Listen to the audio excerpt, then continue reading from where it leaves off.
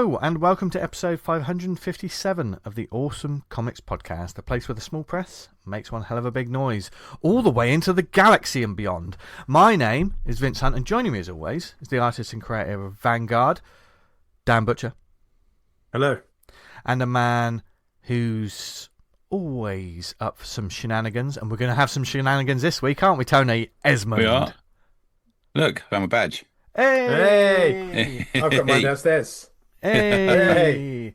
We have particular badges because we are, well, some might say we could be judgmental this week. Yeah, I believe we will be. Yeah. Because this week, thank you for joining us, everyone. This week, we're doing something that we haven't done before. We're taking a look at the latest issue of 2000 AD. This isn't a 2000 AD podcast you tuned in for, by the way. Well, this week. Just this week. Just this week. But there's sort of many reasons and thinkings behind why we did it. But why did we do it? Well, you have to find out in a minute, because Tony's in too much of a good mood. From where have you been, Tony? I am in a good mood, although I'm a bit tired. But yeah, I went to the Newport comic fair yesterday. I don't know, the thing in Newport that sells back issues.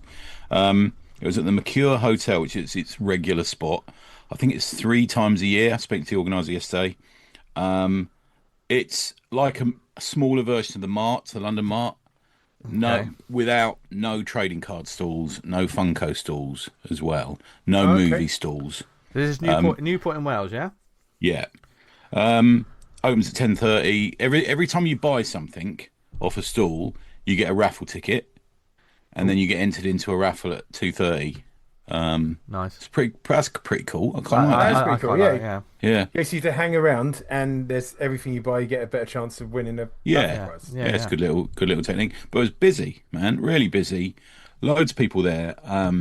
The Cardiff comic shop that I mentioned a few weeks ago, they recognised me and thanked us for talking about them. That was nice of them. Always a pleasure. Yeah. Who else was there?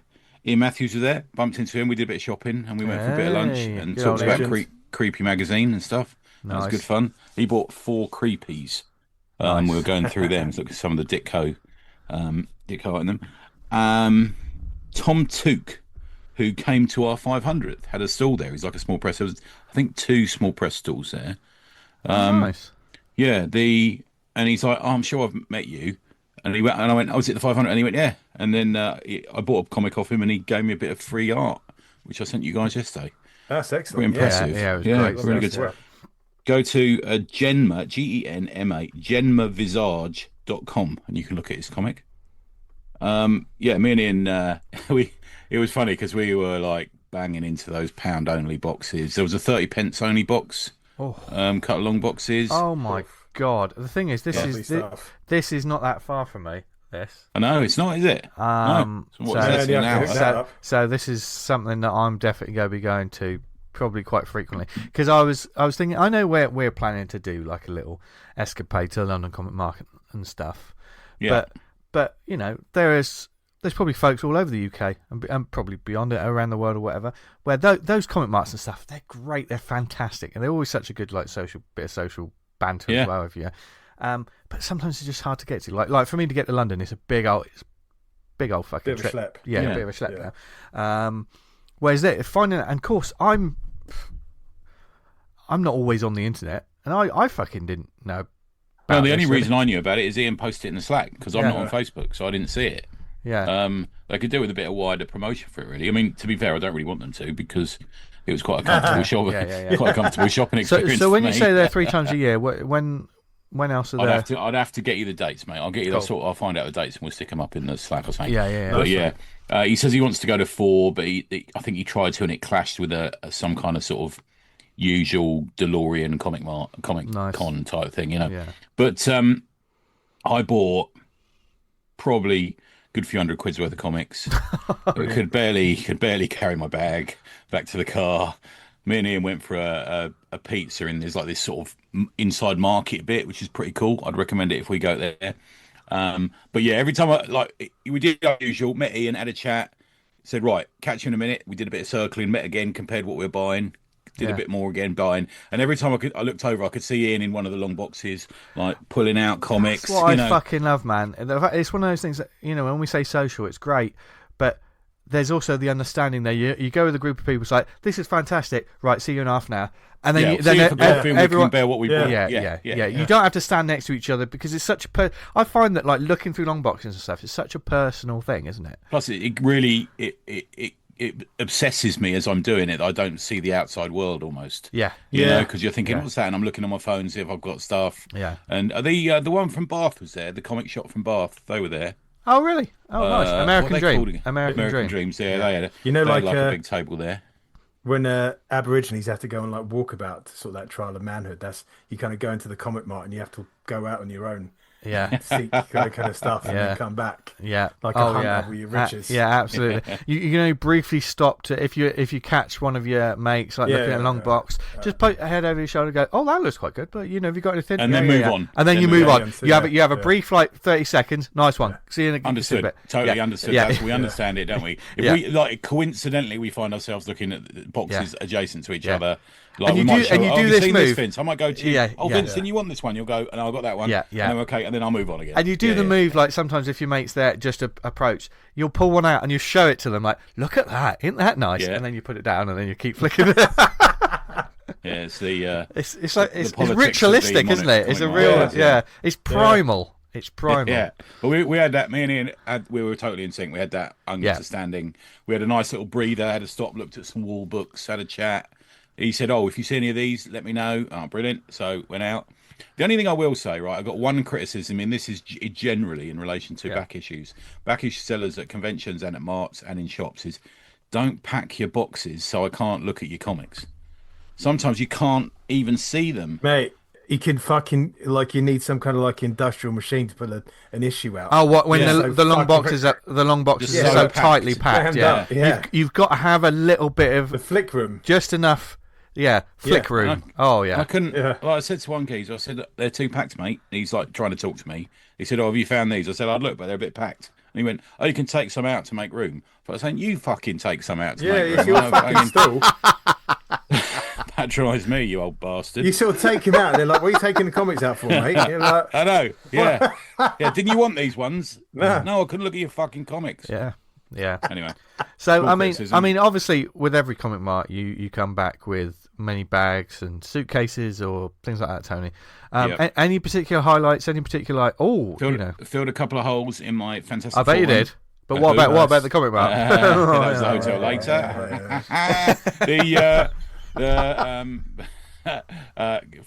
Kirby Fantastic Four filled some big holes for my Warlord run, my US Warlord run. Wow.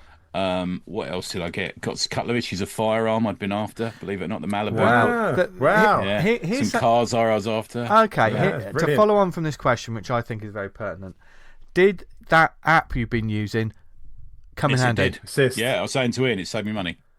Saved you? Also, the internet also cost me money because I found a magazine that had a very early version of Luther Arkwright in it. And I thought, he doesn't know the price of this one, does it? It's in like a box, not marked up. Yeah. So I said, how much do you want for this, mate? Very casually. How much do you want for this one, mate? Like casually, not showing my hand. Yeah. And he went over, took a picture of it, and then searched it on the internet and came back with the proper price. Giving you this chance your arm, I fucking bought it and then decided. So I'll give you a tenner for this or something, couldn't I? It's Bloody hell. But yeah, it's good. It was like constantly talking to people about comics. Look at these treasure editions. We have got some more Warlords. Do you want some Batman? I've got some Batman Family as well. Do you want some? Are you looking for other Batman Family? I said, who? And then one bloke, what's your favourite artist on just JLA? As per we talked about last week. Yeah. And I said, what about Dick Dillon? And he goes, I've got some of them, and he's pulling them out and showing me. And I'm going, I've got these. I haven't got that one. Amazing. Like this, it was just proper comics talk, not like fucking cosplay or bullshit. Bullshit politics in comics or he's a bit of a wanker. It wasn't. It was just talking about comics, and it was brilliant. Yeah, brilliant. I mean, in all seriousness, like comic marts for me, that's I think that's when we get my dopamine hit at the moment. So it's like, and I like a shout out to like all of our listeners, or wherever you are in the world, or wherever you are in the UK, if there's a comic mart in your area or something like that, because not everyone's on Facebook, not everyone's on the Slack, not everyone's on the Slack, or not everyone is. Please let us know where these local things are happening, so we can shout them out on the show, and perhaps there are some. And try and go to them. yeah. Try and go to them, or if some of our listeners are local, they might be like, bloody hell, that's just down the road from me. You know, because I probably would have checked this out, but I was just too. I haven't been on the Slack for like a little bit. And which channel was that in, by the way? Conventions. That'd be why. I haven't checked that one out for a while. To be fair, I've been meaning to. It worked out because I was going to Cardiff to meet with some friends. Yeah. And I thought, oh fucking, I'll just do this on the way down. That's perfect. Yeah. Nice. Can I social media thing? Not knowing things are going on. I saw a social media post going, "Oh, I didn't get into MCM May. Didn't get a table," and I was like, I didn't even know the fucking applications were open. You're not on like a mailer list or anything? Well, I would have thought it'd have been on the mailer list. I thought you've applied. I applied last time, and they said no. So I thought, I presume I'm on a list that they're going to give me a shout or something that I've expressed interest in getting a table, but nothing. I saw a lot of moans from a lady about. I don't think she was in United Sally. She was in another table, wasn't she? About how expensive it had become. I guess they're charging it against footfall, are they? I don't think it'll ever go down if footfall reduced, but as the footfall has gone up, they're charging it against that, I'm guessing. Well, I don't know. It's one of those things, right? Like you sort of pay your money, you make your choice. If you want to make a profit and you can do it, getting a table, do it. If not, don't. It's a tough one. That I mean, I don't know what to say. But yeah, I was going to go for a table, but I completely missed the fucking boat and didn't even know the boat was leaving. Didn't know there was a boat. Yeah, sailed without me. Yeah. What's a boat? Yeah. Just missed it. Yeah. Ship has sailed. No, would you table for you. But would you plan to pop down there anyway, Dan, just on your own, just have a look around? No, I think it would be, if I had a table, I'd go there and look around. It's not. So, I just want to try and table again at a bigger con with like Viper and Vanguard and see how we get on. But yeah, isn't what's his name from Teenage Mutant Ninja Turtles? Isn't he there? One of the one? I'm not sure which one. Eastman or Laird? Not sure which one, but one of them's there, I think, isn't he? Wow. Okay. Yeah. That's interesting. Yeah, I guess it'll be another one of these sort of pay extra to get a ticket kind of deals. Go and meet him. Yeah. A couple $100 to sort of say hello or whatever. And I think it's Mark Hamill's out the absolutely outrageous prices for is he? hello and yeah. A bit like Rob Liefeld when he does his little sketch and it's like that's $100. That's $100, you asshole. All right, Rob. I don't know if Rob talks like that. Yeah. It's more fun if he does. That's certainly not something that he said to Dan at any point in there. No. Yay! Tony's lifted up exactly the Postcard same. buds. We were just talking just before the show. There is a box of Marvel Comics postcards. The reason I haven't randomly pick one. Let's randomly pick one. They all fell out of the box, so that's why I was kind of like they fell off the shelf. And okay, so what these are? Pick one out. I think I got these gifted by my mate Dobes. Years ago, and they're just beautiful to look at. Okay, so I'm gonna flick through it. Dan, say when. Say when, Dan. When? Okay, I got mine ready. Okay, who's going first? Okay, I got mine ready. You go first. Which one do you think's newer, Dan? This is good for the audio listeners. Oh, I like this. Yeah. Tony. Tony's got the newer one. Okay, so I'm gonna reveal. Yeah, it's bound to be. Oh, right, yeah. Mine's old school. 181. Yeah. Oh.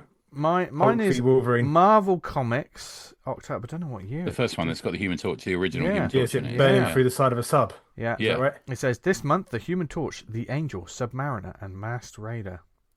And Kazar the Great. 12 pages of jungle adventure. Wow. I think that's probably the oldest one in the set, isn't it? This has got the world's first... Was it? I can't read it. The world's first and greatest Canadian superhero. Don't be fooled into thinking his first appearance, by the way. His first full appearance. He appears in the last panel of the previous issue. Yes, the classic People one. fail to realise. I mean, in all seriousness, there are some things like that, like this sort of stuff, which you can easily, people get them for you as gifts. And they just sort of, this would be nice. And like if you see it, Sarah Harris got me this. Yeah. And it's a sort of thing where if we see it in a Forbidden Planet or something like that, we probably glance over it because we just think, whatever.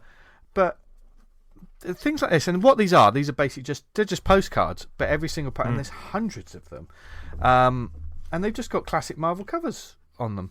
Like the front of it. Those two Avengers. Yeah. Oh, they're Avengers. Yeah. But anyone else that out there, I don't think these are available now, are they? I think they probably only did it once, but yeah. These sort of things are great. You know, I had great joy just flicking through. I was going to box them back up again, and I found myself just looking at the covers. Yeah. And we've spoken about the size of a house brick. They're fucking big. Wow, wedge there. Yeah. And what it is, I bought Pat the sci-fi version this one year for his birthday. Yeah. And he said they were great for coming up with ideas from. Absolutely. I tell you what, they have, like, I mean, for instance, this Marvel one, they do it in chunks. There's loads of Spider-Man, then they have loads of Fantastic Four, Doctor Strange, you know. But it's marvellous just to see. I was sort of looking through there and just thinking, even if it was like really old and the art necessarily won't be my bag, but I'll still look at it and go, that's an amazing cover. Why can't they make covers like that now? It's part of comics fandom as well to be able to know comic covers numbers, isn't it, as well, really? Yeah. You know, we're going, oh, who is that? Which issue is that? Yeah. To be able to know it is kind of and a bit of a there are some that aren't necessarily seen as iconic covers, but they are. They're all absolutely. The Doctor Strange one, yeah. Absolutely stellar. I was just looking there at Doctor Strange 171. Look at that cover. Because normally when you like Dormammu, Dormammu, Lord of Jam. No, the DC one somewhere as well. Nice. Yeah. I love things like that, though. Do you know what I mean? So there sometimes there's just little moments and you can just get swept up in comics and the joy of comics. Yeah. You know, and you never know when it's going to hit. Sometimes. Like old comics. Yeah. We got some more cover chat later on in the episode, right? There's a comic title that Tony bought that we're going to be circling around. Oh, yeah. We talk a little bit about the title on that, the cover, Our opinions. Yeah. That's a callback. So when I say here's the callback from later in the show, it was this point. People will know. It'd be like they've time travelled. And by that point, you probably would have forgotten this bit that we were talking about, and you're like, what are they on about? Remind them again. That's what happens with me. JCP talking bollocks once again. Absolutely. That's what you get. Like 120. Let's continue. 120 minutes of thrill power is what you get on this show. Thrill power. Why do I know? Who uses terms like that? Such an unusual. Is thrill power copyrighted by? I don't know. It probably is, though, isn't it? Yeah. Because we decided to do something this week. We stepped into the world of 2000 AD, and as a little thought experiment, sort of just to try it out. I will say up front, everything we're going to talk about is our personal opinions. We've all got different varying histories with the title, and I know there's a lot of listeners out there who are probably reading week on week, possibly. Maybe some of you dropped off. Whatever that may be. Feel free to keep the conversation going. Let us know what you think in there. Well, let's do each of our history about it then, shall we? Yeah. How we? Yeah. What got us to this? Because basically we're going to be talking about issue 2471. No. What? Prog. Already, I honestly thought, have I read the wrong issue? Already I show my naivete. I only say that because I know there's some fans who go, it's not a fucking issue. Yeah. Well, put a fucking jihad out on Jesus Christ. Jesus Christ. Yeah. Well, I don't think any of them are coming out for a while, are they? Yeah. That's a long story. To all of those people that would have that kind of issue, buckle up because I'm going to be talking a bit during this chat. So you have been on the 2000 AD panel, though, to be fair. I know. I love this Trooper. I love this. Yeah, and I was. Tony said I was the most entertaining person.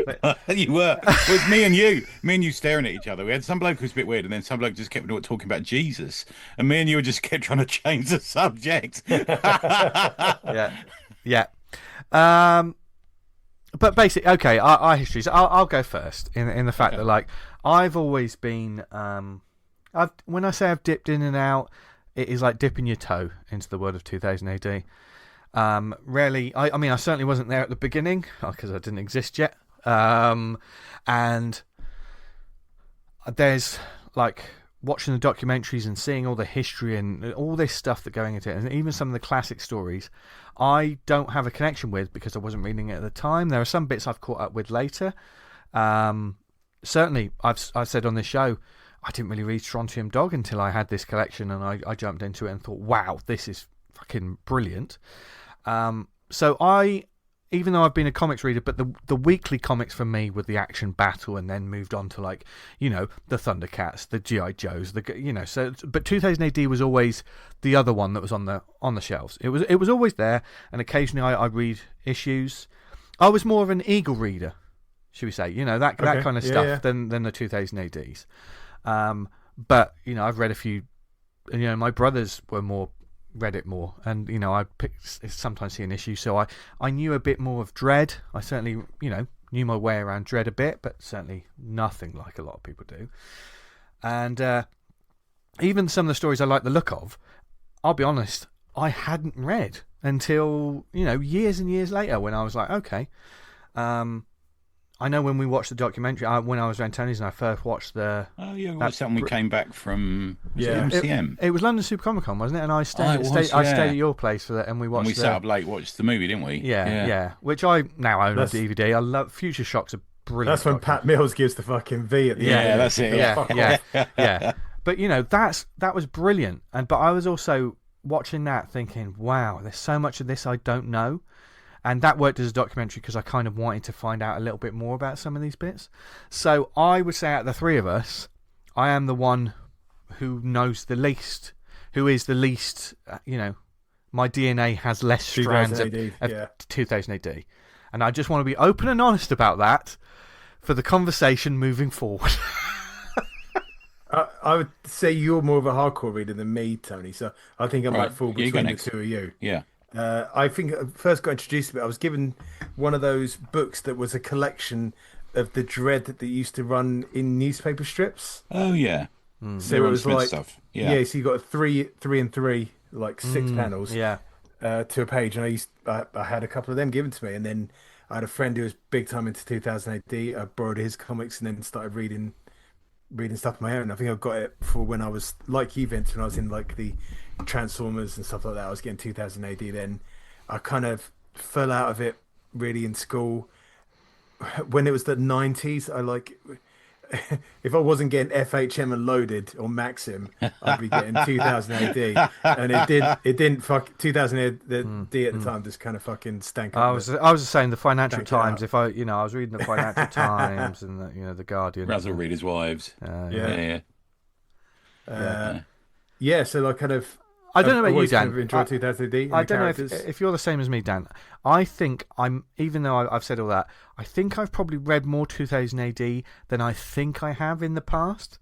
Because like when I was a kid, and you're just consuming all of this stuff on you, just and comics go in your brain and out your. I probably wouldn't know some of these stories until I picked them up at a comic mart, for instance. And I'm like, and like food or scents, you're like, oh shit, I know this. Why do I know that? You know, it's like it comes immediately straight back to you. But comics are like that, aren't they? As soon as you open it, the memory comes back. So there could be a case that I think I've probably read more than I think I have. But certainly, as you say, I mean, I remember being at school and someone coming out with the first issue of Toxic, and it was like someone saying, "Look, here's an extra bit to the Bible." It was like, holy fuck. This is like Kevin O'Neill and fucking Pat Mills are doing martial law in this, which I didn't know existed before Toxic. But like, it was like, oh, this is amazing. This is like, I got in on 2000 AD from the ground level. But that's Toxic. So T? So I'm not a prog oneer, I'm an annual oneer. So I got the first annual bought for me. And then I was on it, I think, from about 60 issue 6 prog 60. Through to 1,000 and something. I dropped off for a while, took it back up again, dropped off, took it back up again, dropped off, took it back up again, dropped off. Had it on my ball list at Orbital for a long time. Was a little bit unhappy about how they were treating their old pros, so dropped off again, took it back up again. Have alternatively read maybe 2 stories in it, or read the whole prog, depending on what it's like. I tend to sometimes just scan other stories. I kind of forced myself to read everything in this issue we're going to talk about today, because I don't generally do that. Some Is of this them like I a get. read and keep for you, 2000 AD? I know you obsessively collect every comic you buy. But I keep everything. Yeah, you keep yeah, everything, yeah. yeah. I keep all of them. I've probably got about, I don't know, about, well, it's hard to tell because I'm not at the end of the listing yet, but I'm going to say about 1,500 frogs, something like that. Wow. So, and I kept chunk. all the annuals. I like the annuals and stuff like that. I bought a lot of the Titan collections and buy the odd collection as well. It's had some good and bad periods. I don't think that even the editorial would disagree with that. Yeah, and certainly for like that, there's probably some of our US listeners and beyond who don't necessarily know 2000 AD. This particular weekly that we're talking about is different from the magazine, isn't it? Yeah. Because the magazine is more. What's that, Tony? When did that start publication? Was it the 90s? I can't remember. Maybe 90s, 80s. yeah. 80s. It's had a couple of volumes, isn't it? Yeah. Is that the Judge Dredd magazine? Did they call it? Yeah. So it skews a little bit more adult, maybe. Sometimes has articles in it, and it's more Dredd orientated than and other stuff like Lawless, for example, is in there and stuff like that. I don't subscribe to it at the moment. Yeah. It'd be interesting that we say that when we come back to this issue, which is going to be a whole different thing. Quite Dredd heavy this issue as well. I've subscribed to it now, which means you get an issue. It's slightly less the way the post works, slightly less than a week earlier than it hits the newsagents. Oh, okay. That's interesting. So I think tomorrow I receive the next prog, whilst this is about for a few more days yet.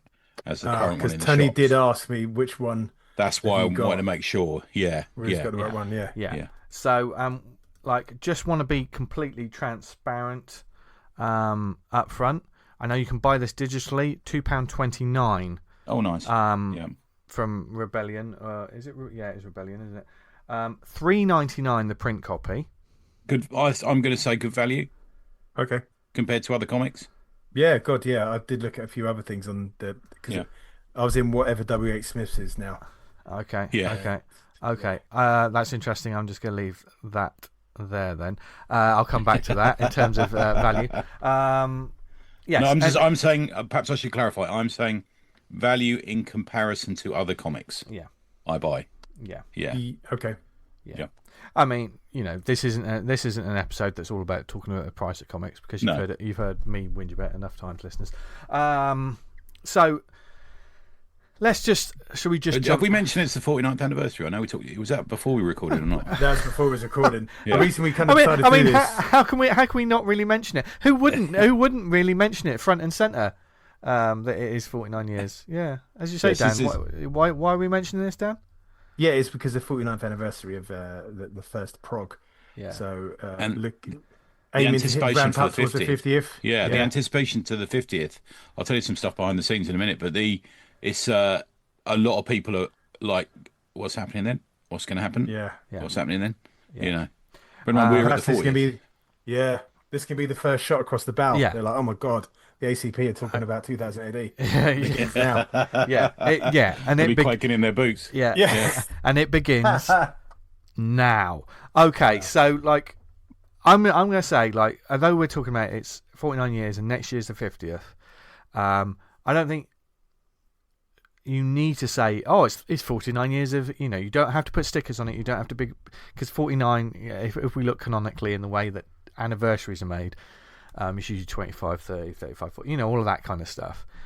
But with that in mind, as you guys said, now is the time to possibly put T minus 12. 1 year to the 50th. Yeah, it's almost. I'd think however you can build publicity in comics these days is worth giving it a go. I think. Gotta do, man. Because we need it.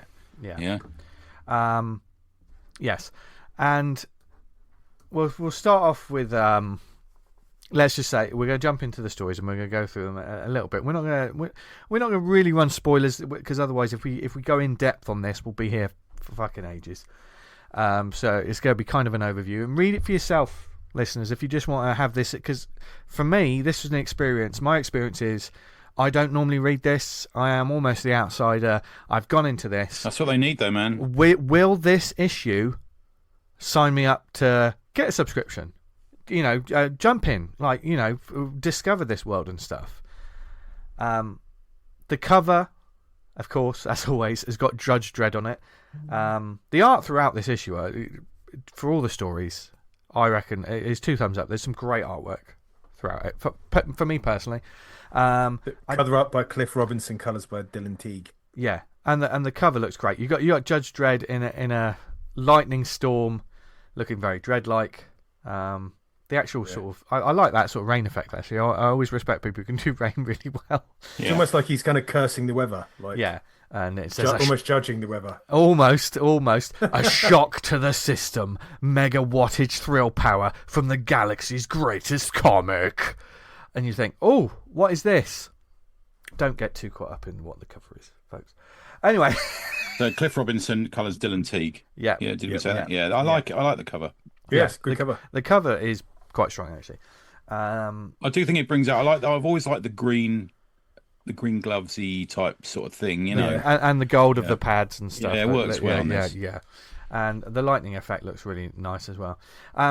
From a design, the designer part of me is moaning about that, a shot to the system. There's a few things. Another thing I don't really think is needed. You don't need 2000 AD on there twice.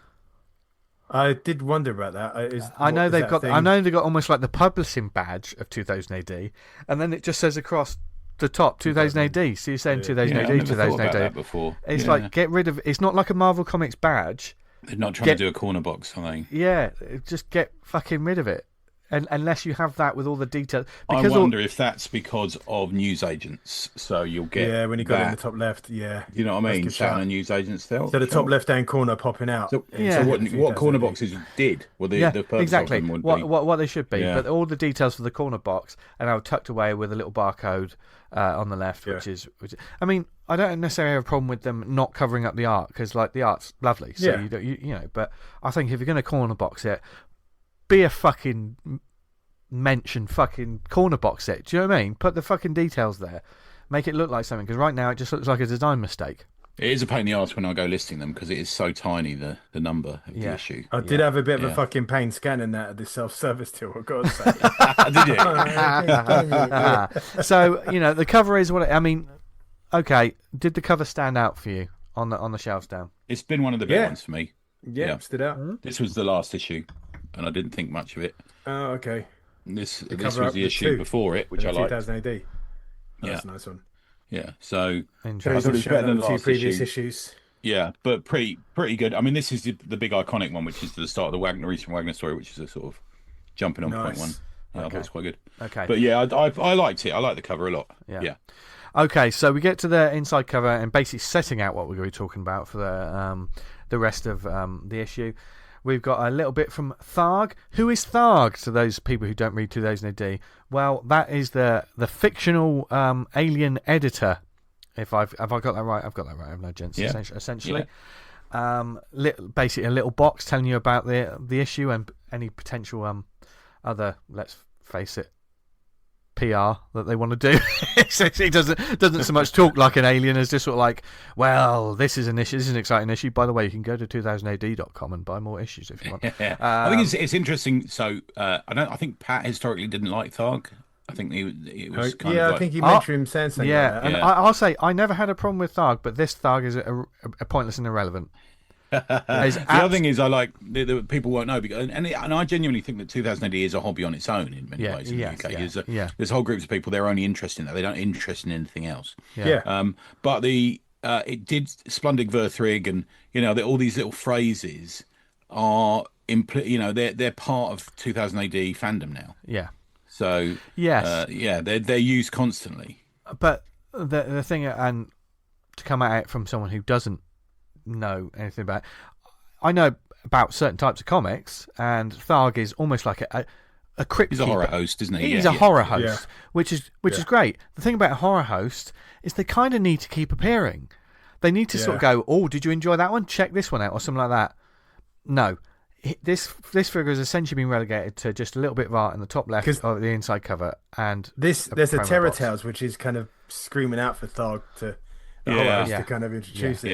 Yeah. I know some people like him, some people don't. I think the way that they present it at the moment makes him irrelevant. That's what I'm going to say. I've got memory of him having the odd strip of his own appearing on the cover quite a lot. He used to be in the adverts. He used to be all over the advertising and everything. They had like a bloke would dress up with the mask, didn't they, for a while? Yeah.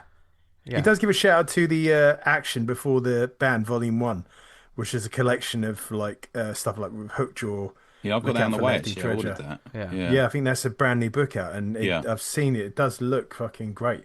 Yeah, they do. They do well with their sort of collections. I mean, there was somebody who I can't remember who it was now. Is it Gary saying on the Slack the other day in their effort to reprint everything that's ever been printed in the UK? Yeah, but I'm looking forward to that. Yeah. Are you going to run through that? Because I just want to mention the Thrills of the Future. So this is a common feature. Yes, we'll do that before. Let's do that before I run through the actual titles, because you got Thrills of the Future. That's upcoming, right? Yeah. So this is like a future story, and I have to say that is the most anodyne, boring version of Durham Red I can possibly. What we have, Durham Red, Hungry City by Alec Worley and Ben Wilshire is coming up in 2000 AD, but that. It's like, do you remember when they put Vampirella in? When Paul, what's his name, put Vampirella in a fucking biker suit, and everyone went, "What?" I feel it's a bit like that. It's a bit like. See, I don't really know Durham Red. I know the name of Durham Red. Sexy Vampire Strontium Dog. Yeah, when she first turned up, she's like punk-esque. She's got a fucking skunk thing going on, and like all kind of grim and gritty, like but loads of flesh on show. Yeah, she's the Vampirella of 2000 AD, no doubt. I mean, to be fair, you don't necessarily need that constantly, like even now. But the image that they're showing there looks. Could be anyone. Could be anything. It looks fairly generic. It almost looks like especially the pose is almost like a Nightwing from the 90s, that kind of thing. Yeah, it's kind of got like a all-in-one bodysuit with kind of like a bike jacket on with red hair. This story could be brilliant, by the way. I just want we're just going to say this story could be great. But anticipation is everything. It makes you buy it. But and that also takes that's a good chunk of that. They've used a good chunk of the page. Yeah, maybe it's no matter use it as filler stuff. Yeah, but like if you're going to go for the image, maybe go for like Durham Red getting shot or Durham Red in jeopardy or something. It's just kind of her on a rooftop in the rain. The one from the previous issue makes me laugh because that's also they've just picked the most fucking boring image. Yeah. Judges so walking basically, about. it really strikes like from a designer and artworker perspective. We just need something to fill this space. Just get something from one of the next issues. That's literally what it is. That's all it is. That is just it. It is belt and braces. Publishing work, that is, isn't it, Dan? That's just right. Yeah, we've got space, just put something there. 2000 AD in the next issue, Judge Dredd. Didn't see that coming. Yeah, didn't see that coming. Okay, so from Tharg's Nerve Centre, the Nerve Centre, which only has one page, in this prog we have Judge Dredd, Climate Crisis. And does it say the creator? No, I think you have to go to your page. On the title page. Okay, right. We'll do that as we go through. So we have Hearn and Shuck, Power Trip. Judge D, Part 5, Terror Tales, Fountain of Youth, and The Discarded, Part 9.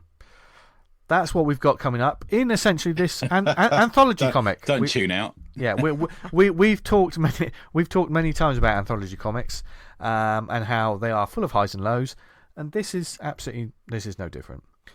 If I'm correct, they always start a 2000 AD with a Judge Dredd.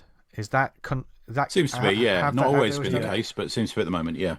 Okay, so it used to be in the black and white days. Judge Dredd would be often in the colour pages in the middle. Yeah. Yeah. Okay, so let's start off. The first story, Judge Dredd, Climate Crisis. This is part 1. Script by Rob Williams and Ned Hartley. Art by PJ Holden. Colours Jack Davies. And letters Annie Parkhouse. So I've not heard that Ned Hartley's name in a while. He used to be on social media. He's a small press guy, Yeah. This is... how would you describe this story, chaps? It's a bit of switch and bait. A bit of a city under hostage kind of story, isn't it? Action in... action a bit in space, a bit in town. And then there's this sort of surprise villain, which I liked. Yeah. The villain gets like shown here. I've never come across before. But I think they do that well, the way they do it. Yeah. Oh, is it not a reoccurring villain? The way they talk about it, sure. it is someone who has been there before. The way they say something, the way they do it, and the way they do the reveal of his face. Yeah. Yes, the villain does look really cool. And this story, even though it's a setup, it's kind of all based around this climate control satellite, and we've almost got a Die Hard Under Siege kind of thing come about it. The bad guys come in, take control of it. It's looking that way, isn't it? Yeah. And who's got to take it down? Superman 3. You know when so this 2018 take on Richard Pryor. Where's Richard Pryor in there? The satellite thing is blasting Earth. Or Mega City 1. Yeah, so this is a setup for it. You know, you essentially there's a little bit of Dredd's in it. Quite gory as well. Yeah. There's a few headshots. I like PJ Holden's art, and I think he does a good Dredd jaw as well. I'm always a bit when I read a Dredd story and it's like, oh, it's Dredd in space or Dredd doing. When it's not Dredd in Mega City 1, I'm like, ugh. But then I've read some fucking amazing. I've read amazing stories. Stuff's good, I think. Yeah, you know? Exactly. Yeah. It's not a hard and fast rule because like Cursed Earth is like fucking amazing, but generally when it's like Dredd leaves Mega City 1, I'm like, not sure about this, but I'd like to see how this story plays out. Yeah, from a scripting, it starts well. It has a nice bump in the middle, and it ends like, oh right, got a It's quite an exciting. This boded when I read this, I thought, oh. This is I was in. It was easy enough for me to get in it. It's not something where you need to know a load of Judge Dredd lore. Very familiar, sort of like Dredd is a badass and he's going to be a badass in this story. That's how I imagine how it's going to play out. The script was smart. It was quick. They do a lot of build up to get you where you need to be in the matter of like six to 8 pages or whatever it is. Yeah. There was a funny bit when it starts kicking off. And there's I think the ship is going down. It said the city was in danger. Jovus, turbulence is almost off the charts. And then the turbulence was off the charts. Do you know what I mean? The way it's written is just quite. So fit it in 6 pages in there. I guess. It's quite snappy. So the way Dredd's run recently is we had the Wagner much awaited for Wagner Death of the Judge, which was. Which a lot of it was like a jumping on point for Dredd, really. So that was a multi-parter. And then last prog, we got Judge Dredd, the Finder of Lost Things, which feels a little bit like a writer. It's like almost like a test story. You know, it's like a one-off, clever little story, which I thought was really good. And now we're back into a multi-parter, if that makes sense. Yeah. So you do get these one-off Dredds, but you get more and more. You get full stories. Wonder what the editorial thing is on like every issue must contain a one-parter, or do you get progs where there's like I keep saying issues, but it's progs. Yeah. Do you get a prog where there's every 4 or 5 stories? They're all part 6 of 10. Well, that's the point of Future Shocks and that's sort of a palate cleanser. We'll get to that when we get to it. I've got a comment on that. Do they mention what this place is called that they're trying to say? I'm just flicking through it. I'm trying to. What, the satellite? The place that they're trying to save. Because I just noticed as there's a big climactic bit right at the end before it says next prog, there's a big explosion. It's not just me, or is that the words Martha Washington starting to? Oh really? Where? It's good shout. Yeah, on the side of the block. On the side Which of the block. Page? The last page of the story, the cliffhanger. It says Martha Washington. Yeah. Oh, nice work. Yeah. I love Martha Washington. Yeah. Right. Yeah, that's a great comic. Yeah. Oh, nice little shout out that is. Yeah, that's good. So for me, this was a high start for me. It's a good start. It was a good start. It's not peak Dredd for me, but it's good solid Dredd. It wasn't normally in my head. I think Dredd is usually because in my head I've got like some grittier, sort of like scratchier, inkier, or Bisley-esque sort of properly over the top, painterly sort of Dredd stories. That's what comes to my mind sometimes. And this was just clear, crisp comics, or very much almost in the US style. It was a real sort of like easy to find. Dredd wearing a sort of a body armor over the top caught me. It's very movie, isn't it? Caught me a bit. He's not wearing it all the way. Is that because they're going into space? Yeah, it's because you've got to put the space helmet on or something, I guess. Yeah. But this one was a thumbs up for me. Yeah, me too. Yeah. I've got to say the next one was completely new on me. I've never come across these characters before, which is not. Okay, do we want to give like a little Dredd's out of 5. Do you know what I mean for each story? Okay, so we were gonna grade them. Should we just like mark them? Yeah, just out of 5. Yeah. I mean, so Dredd. I'd give that a 3 out of 5. I'm going 3 out of 5 too. Are we gonna? Is it we just going to keep to the solids? No 0.5s. You can do points. I'll do a 3.5 because I think it's a very good start. And I would read more of this story. I'm definitely. I'm interested. Yeah. Next one, Hearn and Shuck. Shall I read out the blurb? Yeah. Which is the UK. Hearn is a troubleshooter and hired help for many different magical factions. Accompanied by Shuck, a demon in dog form, he travels the country picking up work when he can, whether it be from an exorcism or a rescue. Recently, he was tasked with saving young Carries from a ritual sacrifice and has made an enemy of the organisation known as St. Michael. Now he must prove himself before a magical council. Okay. And the creators for this script is, unless you want to take it over, Dan, have you got the... No, go for it. Script is David Barnett. Art is Lee Milmore. Colours Gary Caldwell. Letters Annie Parkhouse. First off, I want to say this. Dan, you've just read that lovely silky synopsis there. Do you feel you have to read that and know that before starting the story? Because I did not read that and I did not know that before starting the story.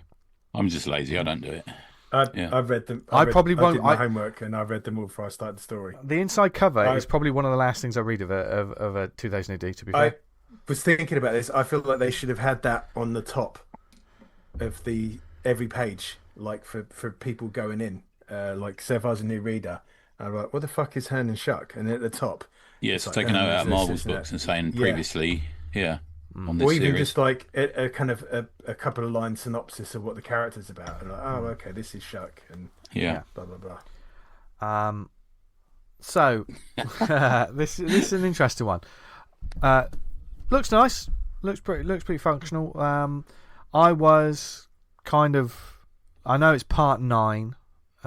Is it part 9? Yeah, part 9. Wow, this has been going 9 weeks. Fair play. And I do appreciate that the story actually has a name, Power Trip. Do you know what I mean? Part 9. Yeah. But I'm coming in at part 9. Would you read a novel at chapter 8? What are you going to do? Yeah. So this one was always going to be uphill for me, and I didn't know what was really going on. I mean, I kind of picked up the story a little bit, but this one didn't really do anything for me. Got to be fair. Mate, I've been reading it since the first instalment, and I ain't got a fucking clue what's going on. No. This is sorry to preempt our star system. This is definitely a 1 out of 5 for me. I think it wants to be a Vertigo book, but doesn't understand the concepts of weekly installments of a story. Yeah. If you look on the page where you see this sudden night appears, I'm like, what the fuck is going on now? Look at the 2 pictures underneath it. That's a different bloke. It looks like a different person. Yeah. It's the same person, but he's drawn differently. I didn't really understand because he's walking along and there's an old boy and he says, I suppose you're looking for this knight. And he goes, yeah. And he just bangs on the rock and the rock opens up and there's the knight holding up a massive... Yeah. And I was just, what? I don't know, it just... I just, like I said, but maybe I kind of wrote it off. It was a bit small press to me. 9. Yeah. Yeah, just... wasn't... Sorry to be a downer on that one. That's my least favourite. Yeah. Yeah. I was just kind of lost and not really interested. It's also, I don't know, for me it just, I think you said it perfectly, Tony. Like it wants to be like a Vertigo book. It wants to be something that, but you should be telling us little bite-sized versions of a Vertigo book that we can understand. Yeah, I mean the problem I have with a lot of these things, like there's just no energy. There's no like, even in like when I've read like whether it be the weeklies or 2000 AD or Action or something like that. I may not have even liked the story that was certainly going on, but usually they would, in the very least, slap you around the face and say, look at me. Yeah, open it up with something. Yeah. He literally opens the story up by looking at some woman in a fucking lighthouse that suddenly changes into a rock. I'm like, what's wrong with having Slane having a warp spasm on page 1? Yeah. Or fucking somebody firing a gun at Johnny Alpha or, something like that. It's just nothing. I think they might suffer from the previous page the previous story is carrying over here. So like something's happened in the previous issue that's resolved in this one, which to the point of like, what the fuck happened? Because there's no context to it. It's just. Mate, I read the last issue and I couldn't tell you. Oh mate, I'm not. Yeah. It's. No. I couldn't tell you what the fucking hell happened to the panel before. And also, interestingly, this is designed so that the mastheads and things like that about the issue are not there. So it's designed to be read in one sitting. That's what it feels like. Yeah, it looks that way. It looks like they've had to cram that masthead in, didn't they? Yeah. And certainly, even the way that this particular strip, the cliffhanger of this strip, although I don't necessarily have I don't have a problem with that sort of the cliffhanger. Actually, the moment of the cliffhanger of this particular strip was probably the most interesting thing about it. Okay, because I kind of picked the previous prog I'm just showing you now. Yeah. And I don't know how that links into what we've just transition. Yeah, he's not. Why is he in fucking swimming trunks there? And he's. I don't know. Yeah, the end of that Dredd one, you got the thing exploding. The next that's good. That's my favourite. Yeah, that's the fucking end. And the next one might be the ship's exploding and Dredd's jumping out of midair or something. So you're like, right, okay, we're straight away. Yeah. You don't need to read that previous one to realise what's happened here, but on this one, I'm completely lost. I don't know what the fuck is going on. Yeah. And we like David Barnett's run. We like Punk's Not Dead. We liked his stuff previously. He's been on the show. Yeah. So I'd say this is a 1.5 for me. Okay, it's a 1 for me. Yeah. What about you, Dan? Yeah. 1.5. I mean, for me, I like some of the colouring on it, and some of the bits of art were nice, but not enough to. Yeah.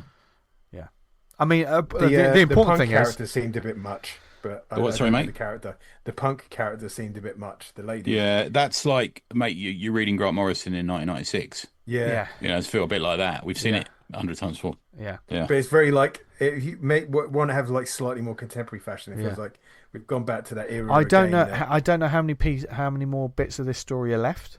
Hopefully, not many. But yeah, but it just didn't grab me. I mean, this one certainly for a new reader, it doesn't do anything for you. This particular one, but it is a part 9, so I'll probably that's probably why it gets a 0.5 for me, because it's like, okay, I'm coming at it. Yeah. Opinions will vary, right? Absolutely. Yeah, of course. This is just our opinions. Yeah. Seems a bit more writing angrily on the Slack or to us. Someone more. It's a little more sort of folklore, sort of that sort of tale. I don't want to see someone write what you don't realise is. Don't write that in. That annoys the fuck out of me. Yeah. Because it's all subjective, and if you enjoy it, that's fucking brilliant. Enjoy it. Like I said, this is our experience of picking up a single issue. Yeah. Well, it's different for me, but yeah. Okay. That's my experience. So we'll move on to the next one, which is Judge D. This is part 5. Yeah. This is written by Ben Wheatley, the film director who's being mentioned quite a few times already in 2026 on the Awesome Comics Pod. Got this. I've just got the next to me one of his. Nice. Yes. Artist is Simon Colby. Colours Jack Davies. Letters Simon Boland. Now this is Judge D Part 5. One thing that immediately confused me was the logo. It says Judge D, but they've got a little symbol for Psy. She's a Psy judge. Psy judge, yeah. But because the way it is, they put it on the actual artwork, it looks like Judge Sidey. Like Cindy. Yeah. I thought, is that supposed to be there? Is that not supposed to be there? So that immediately got me off kilter for the rest of the story. So, Tony, you know what's... Lay this up for us, and I'll... Yeah, so the Psy Division is most famously Anderson, aren't they? Yeah. The Psy Division are psychics. In fact, the previous week's Judge Dredd, if you're not in a judge or part of the Justice Department, you can't operate as a psychic. And the previous Judge Dredd one issue, one-off story, one prog, was Judge Dredd goes to monitor a woman who's taking the meds to suppress her psychic powers. So this is a character not unlike Anderson, not quite maybe as sort of freewheeling and against the system sometimes as Anderson was. He's got a big arrest record, operates as a side judge. And it's part of that, and I think have they been around for a few years? No, I think they're fairly new. Is this a weekly creation? Yeah, it is a weekly creation. This one, I think. Let's have a look on the front page what it says, because normally it says who created them, doesn't it? Yeah. Yeah, Ben Wheatley and Simon Colby created it. So the team that are on this are the ones that created it. Yeah, as I understand it from a little bird that told me, Wheatley's got other 2000 AD stories on the way. Oh, fantastic! Yeah. Nice. So this is follows another classic. But we've got two Mega City stories really in this, haven't we? Yeah. Yeah. I enjoyed it. I enjoyed the situation. I enjoyed the kind of story to the most part. I have some issues in relation to the art on this one. But go on. So what do you think, Vince? You go first. Would like the faces a little more tightened up in the art. Exactly, man. I think that putting everyone in shadow constantly affects storytelling. Very like sometimes, well, the emotions on people's faces they seem to be like stock. No, what it feels like to me, I wouldn't go as far as say poser sort of facial things. Almost looks like if you see a cutscene from a mid-2000s video game. Okay. There's definitely there's a reference going on. This sort of, and I've seen this sort of reference. Right? Yeah, I've seen this reference happen quite a bit in books. I've read quite a few books where I'm like, I can tell that someone CGI'd that and then traces the wrong word. That's a horrible word, but they've definitely used that as a heavy reference in the output. Yeah, and it's more in the. It just seems to be more in the faces because I didn't really get that from anything else. There's some nice. Yeah, if you go to the second last page, you've got the first panel. Everyone's fully lit, even though their faces are one might argue slightly misshapen. In the case of the figure on the right there, but the second panel is why is suddenly everyone is just inked. You can't see their face. Why suddenly on that second panel? It's the same scene, but they're just suddenly completely in the dark. It does have one of the panels that's one of my favourites in this particular issue of 2000 AD, and that's just when she's riding the bike because I just fucking love those bikes. Yeah, that's not a bad panel. That's a great page. And they packed that in. Yeah. I love that bike up top with the shark's face on it. There is a striking sort of a purplish. What is this, Tony? Like a demon? Because you read more of this story. Yeah, isn't this her companion? So that's right? So they are permanent. Yeah. I kind of got a feeling that they were sort of a double act, as it were. Well, they can't see. The other people can't see. Like as readers, we can see this creature that. Yeah, which is it's always a fun dynamic to do something like that, isn't it? It's a nicely designed demon. I quite like that. Yeah. It looks good. I've got some issues with if you go to the last page.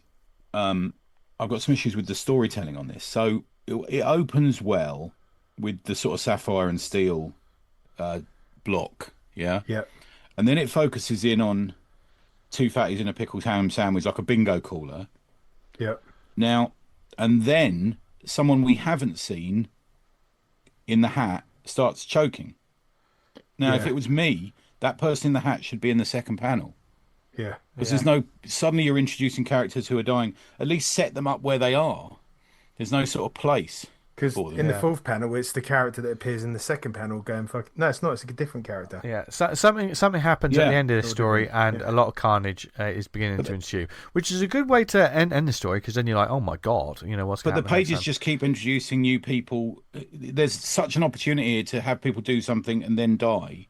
Or then, get choked out and start bleeding and all this sort of thing or explode. But they don't. They open it with characters you don't see again. And then they move on to another one. And then you don't see them again. And the third panel, you don't see them again. And I don't know why they're doing that. It doesn't work as it's just a set of images. It doesn't work as a comic. Yeah. I no notes. Team. Then it's only now that I realise that's fucking everyone's exploded because the bingo balls are flying out in the air. Yeah, it's a bit of a hard read. Yeah. It's like everything's going fucking nuts. And then the bottom panel, there's a kind of montage of people getting killed. And why is the guy's head huge on the top right-hand corner of the bottom panel? Why is that? I don't understand it. No, I don't really know. I mean, I would like, from kind of artwork-wise, go from this kind of like the grim place they're walking around to like a day glow inside the hammer and the sapphire and steel, like an old person's kind of home. Yeah. And everything's kind of plastic and neutral colours. You center in on a person who's playing bingo. That person then falls foul of it. Someone comes to save her, and then it goes mad. You don't just keep slipping between. There's two characters, Mavis and George, and you see Mavis go fucking nuts and tear George up, and then it cuts to what else is going on. But here's two characters, and this is the effect of what's happening. Yeah. I agree. Anyway, I don't. There you go. It's a kind of. I didn't connect with the story too much. I thought it was. It says the story continues soon, which I don't. Yeah. I mean, once again, for me, this is the problem that I've jumped in at part 5. So, so I didn't connect. There are moments that I like visually in it. There's some nice, the colours are great on this book, for instance, and there's some smart dialogue. But because I'm jumping in halfway through the movie, someone's got to catch me up on the plot because I don't know what's going on. I've actually got a little bit of a problem with the colouring. So if you go to the page, the one that you really like, we all like that image on the bike. You go to the bottom right hand corner. They've used the same colour as the demon for the shadowing on the arm. Oh yeah. Yeah. And that immediately I thought, oh, is that the demon shape changed? Oh no, it's not. I see what you see. You see what I mean? Yeah. I didn't notice that. Yeah. But like in the foreground, it's just like the dark shadows. That should have just been like a dark blue or something like that. Yeah. I mean, they're so happy about using heavy inks. I could have just inked it. Yeah. I'd be tempted to, like that last panel, do the comic thing, and like everyone's going mad, like someone's screaming. Yeah, coming towards the camera or something. Yeah. So like the someone saying they're eating each other or something, just to kind of absolutely hammer home what's happening. And then in the next prog or wherever it starts, he starts off with that person going, they're going fucking mad or something. Yeah, and there's one small bit of narration that says it has started ... But it doesn't really feel like that was the finish of a sentence or the start of a sentence. It doesn't really marry to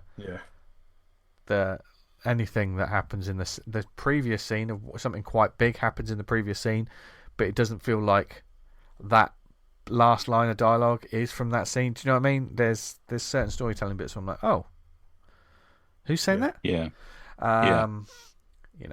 Okay. Grade out of 5, guys. I'd give it 2.5. 2.5. Yeah, 2. That's exactly what I've said. Yeah. 2.5. This one's got a little bit more leeway for me, like not knowing much of what's going on. Because what seems to be there. We already know it's Mega City, so we're all, as a new reader, you're a little bit ahead of the game, aren't you? Yeah. I will say, purely and this is just me with my controversial new reader hat on, there wasn't really anything that made me care about this new side judge. Yeah, I didn't. And that's probably once again due to jumping halfway through. I was like, they're just a judge, and that's probably a lot of my problem with a lot of like supporting characters from the 2008, the Judge Dredd world and stuff. If they ain't Dredd, who are they? Yeah. But we'll see. I'll be interested to see what happens. Tony, you have to let us know what happens in the story. Okay. Yeah. Okay. The next one. This is a Terror Tales. These are one-off tales. No, that's what I was about to say. They're not always one-off. Are they not? And I think no, which is stupid for me. Why are you doing these sort of future shock kind of things when they're not one? I don't understand it. This also, for me, straight up, this script is by Andy Ewington, art by Mike Walters, letters by Rob Steen. This is a black and white strip. And it normally is this one, or slightly black. It's not completely black and white. And I'm going to say straight up, I do not know the background to this. This feels like something that someone submitted, and 2000 AD have chosen to run it in the actual thing. It does feel a bit like and I'll say that because the way that Terror Tales, Fountain of Youth, is just stuck at the bottom of one of the mid panels at the bottom of the first page, looks like it's not fucking supposed to be there.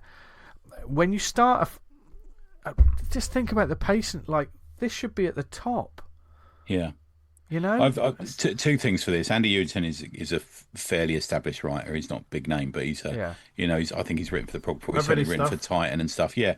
I know for a fact because he lives in the road next to my mate. He does live in Reigate, so that's why it's set in Reigate. So little nod to Dredd 2 there, therefore getting a little image of Judge Dredd on the page, which may get readers to pay attention. However, it is just a poster for Dredd 2, a movie that will never ever happen, no matter even though some of us really, really want it to. They sold all the stuff on eBay, didn't they? You could buy the bikes and stuff on eBay. Oh, really? Dredd, yeah. I don't want to be an arsehole. I didn't really like that, the Dredd 2 stuff. Yeah, okay. This story could have happened without it. It felt too much like kind of looking at the reader, like winking, like you get it. It felt a bit like to me, like please like me. It felt to me like without them, this could be in any other comic. Yeah, and almost like they added it in there to get them in front of the editors. This sounds so harsh because I think the story itself is pretty, pretty functional. I see things like this in the anthology. I think the art's nice. There's not too much to say about the tale, really, is it? It's pretty just functional. Works okay. It's not as obvious. Perhaps I think they needed to put the twist to it a little bit further out, rather than just hidden in some dialogue. But it's okay. It's all right. Yeah. Something I can see them running in Zarjaz or something. Yeah, it's a horrible thing saying it, but yeah, not a horrible thing because Zarjaz is very good. But it's almost like it's an okay horror story. I didn't quite understand the last bit of the story, the wording. No, me neither. No, that doesn't work, does it? No. Because there's a moment at the start of the story where this kid basically gets upset. He's young and he can't do what he wants. So he goes, "Oh, I wish I was older," and he bumps into someone, and someone holds his hand and says "older." So it works there because the last thing he says was, "I wish I was older," and it's almost like an echo of that.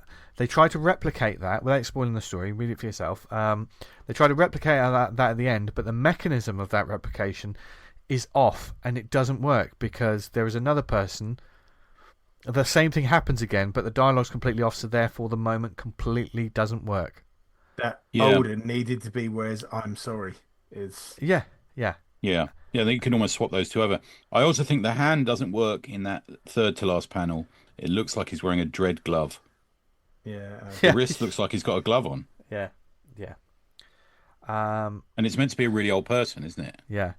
Yeah, I mean, I would have thinking of this like that last panel, instead of like there's two black panels that said older, I would have done a pull out of like a full shot of that guy grabbing the girl. Because they've been hiding the face of the old people. Yeah.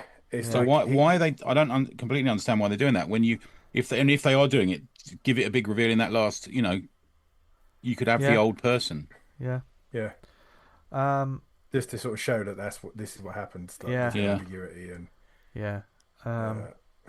interesting. On talking about this, it's changed my and so your markings. Yeah, it's changed the markings. So it's a little terror tale. What are our markings for this one? How many dreads out of 5? I'm giving it 2 out of 5. Sorry, guys. Yeah, 2 out of 5. 2 out of 5 for me. That's fair. Mechanically, I've got to say I'm being a little harsh on it because it's in 2000 AD. Yeah, if it was in more of a small press thing, we might go a bit easier on it. In all honesty, we shouldn't do because they're all the same people. Well, I mean, I think no matter what it is, there's a bit the mechanics at the end don't work for me. So it's like, if you can't, for me, the song doesn't finish properly. So these horror stories have to have a twist in the end. They have to that sort of style. It works better. I can see it working. I think there was just a bit of a muddle in the way that the last page was executed. I think there's a problem on the third page where kind of like the guys, the little kids asking to be older, and he realizing it's not as good as it is kind of backfiring. The mechanics that need to kind of be a bit worked on to illustrate the fact of like the aging thing doesn't work. The art doesn't work enough for the aging thing there. Yeah, we're getting like close-ups of stuff, and this doesn't. Like we get reflection in the window of the guy, but it needs to be a bit closer. Yeah, that's not clear at all. He just looks like. Is he meant to look like Clark Kent with the kiss curl? Is that meant to be a thing? I don't know. Oh wow, didn't know that. Yeah, because there's another long shot of him at the fountain, but it's like there's a fountain and he's there, but we're not getting any more information. Why aren't they showing it? Yeah. And also it says he's got stubble, but the face is completely clean shaven. Anyway, I mean, what if he had like a panel of him? Like he's starting like on the side of a wall, panel 1, and then 2, 3, 4. Panel 4, he's aged from the first panel, and it's just side-on shots of him or walking, try and illustrate a passage of time, and him aging within that passage of time. Yeah. Oh well. Yeah. Okay, so from that little terror tale to the discarded part 9. This is Shall I do the blurb? Yeah, give us the blurb and I'll do the credits. Discarded Part 9, Junkful, the near future. Society's extravagant attitude to waste has continued unabated, with robot drones now collecting rubbish to be hauled away in giant hovering tankers. Bound for vast garbage island prisons known as Junkful that lies out in the middle of the ocean, dissident Axion Red Banksy has been incarcerated here, but has discovered a self-evolving chip amongst the trash. Okay. Are we getting some classic comics hidden politics here? We've got climate crisis. We've got just throwaway rubbish stuff. Yeah. Script Peter Milligan, art Kieran McCown. Yeah. McEwen. Sorry, Kieran. Colours Jim Boswell. Letters Simon Boland. Yeah. It's just a fairly good action story for me. It's okay. I've got to say, I started reading this thinking, okay, see what this is like, and by the end of it, I was like, actually, I quite like this. I like Milligan's writing, man. He should be given work all over the place, as far as I'm concerned. I really like the artwork and the colouring. I think they're just really vibrant and punchy. I would love to read a kind of a trade of this, like see the whole thing through. Yeah, me too, man. I enjoyed it. Yeah, no, I liked it as well. I would say the trade would be interesting because it didn't work for me as a why? Singular. It was just, I don't know whether by this point in the prog I'd read it chronologically. There was just nothing really. There are moments, it just wasn't doing it for me. There was an awful lot of talking, and certainly a lot of the comic after the Dredd one. There was an awful lot of talking all the way through all these other stories, and then more. And I was like, okay. I just couldn't drag a bit. I mean, the art's great, and there's some lovely moments. I think it's got a really great. It feels like an Image story to me. Yeah. It feels like I love the last page and the last two panels. I think that's. That's another great cliffhanger. When against this monster of a man, and he's like, who are you? It's like, I'm the man your father sent to kill you. He does look a little bit like someone referenced Sagat from Street Fighter, but that's by that. Oh right, okay. So it's a great sort of cliffhanger. It's a cool character design, and but yeah, up until that point, I just hadn't connected with it. But then once again, I'm sounding like a broken record. This is part 9. I haven't really been, I don't know much of the story. I hadn't read the synopsis beforehand. I went in completely unknown, and I was like, okay, I don't have there's nothing really. There's people in jeopardy, certainly, but there's no very simplistic slap bang pow, something to really grab my attention. I'd say maybe it's like you were on the last one, Vince. I'm beginning to be talked out of it a little bit. It's almost like. I'm looking at it, and I know for a fact, the last line is, I'm the man your father sent to kill you. I know the next page of the next prog will say, however, I'm here. I've decided to help you. And also just above that, you build up this like cyborg to being this fucking maniac who's about to stab her and everything. He's got cyborg arms, everything. He looks nails. She's tiny compared to him, and she takes him out with that one punch. It's not even a punch. She sort of slaps him at the side of his head. I also just just on looking on this, which I didn't realise looking through, there's a big inconsistency in the artwork. Where's that? Her top does itself up by magic.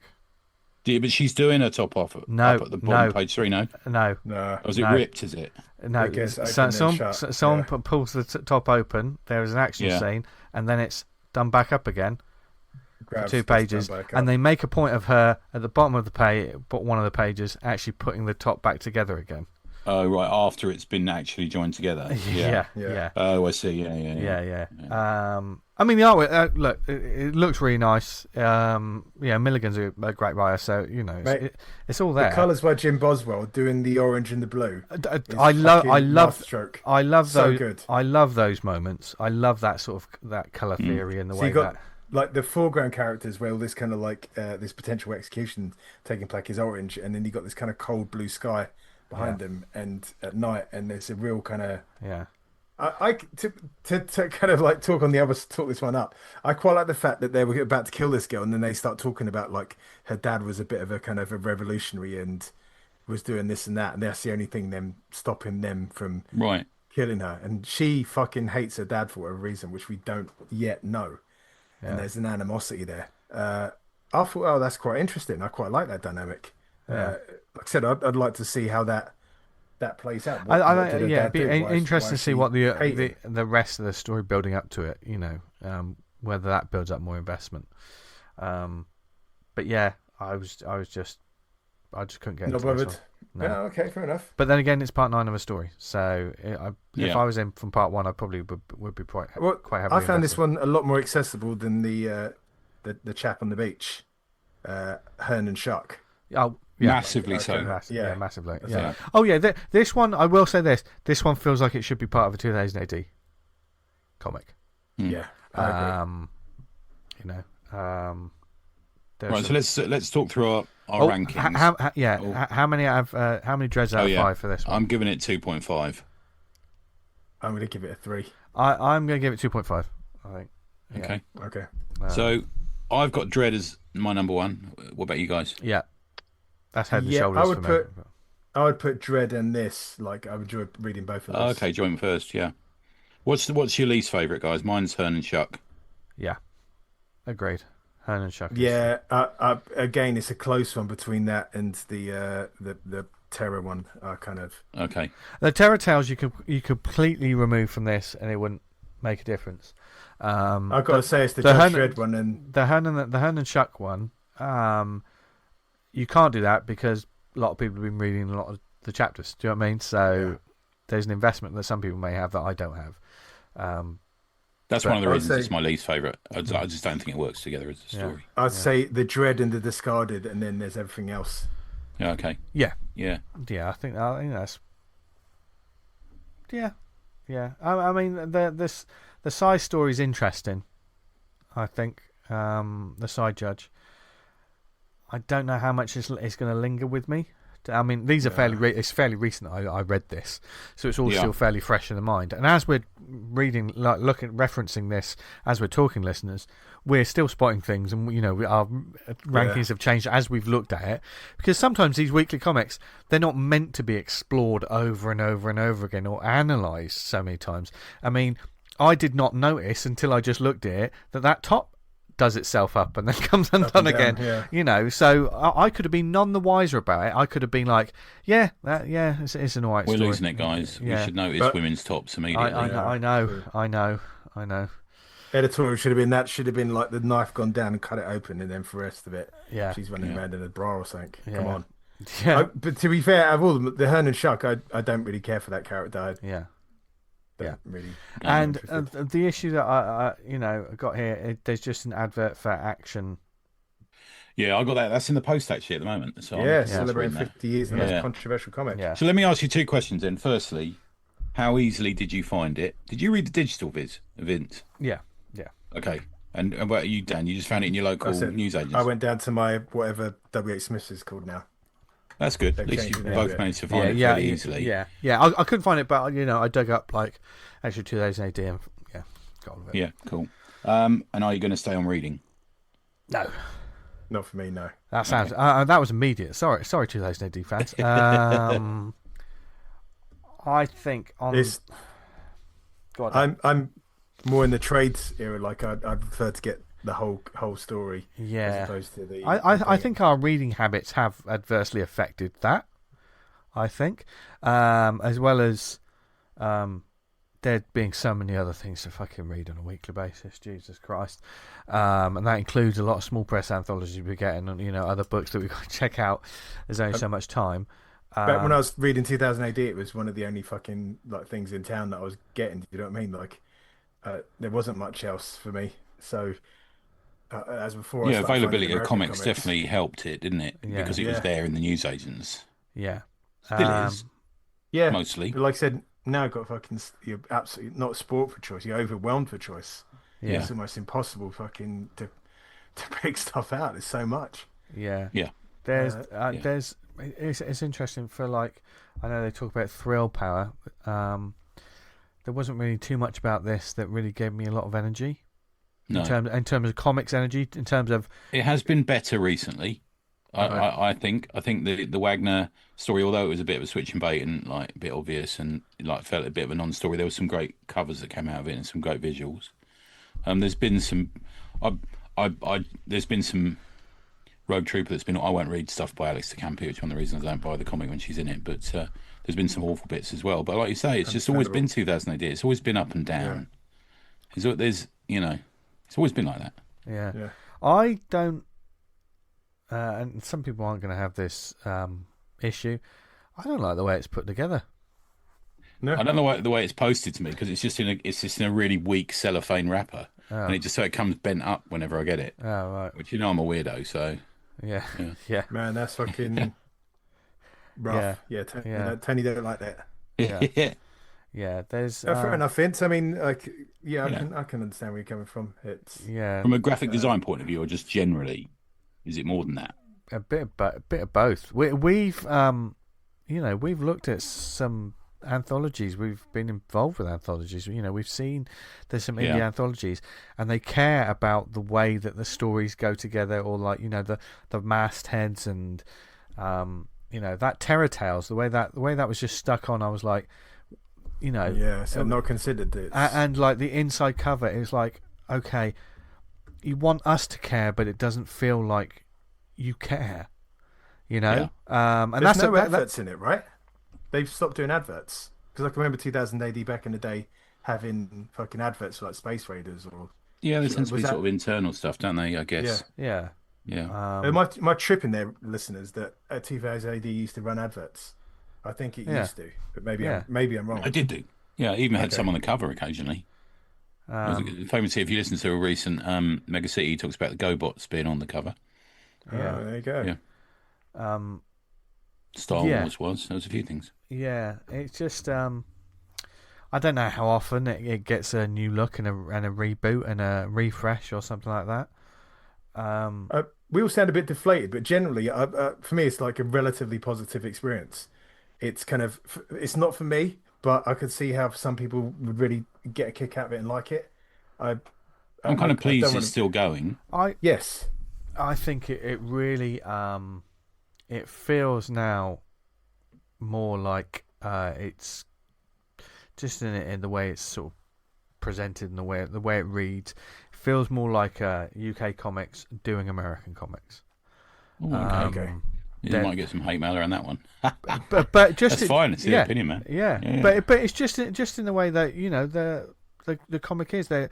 It just feels like a different energy to me than some of those classics that I used to just pick up and I mean we've been back to comic marks. I picked up an old issue of 2000 AD from a comic mark. Come back on the bus reading it, and I'm thinking, fucking hell! Every single one of these strips, even if they, I don't know what's going on, but this is a fucking banger.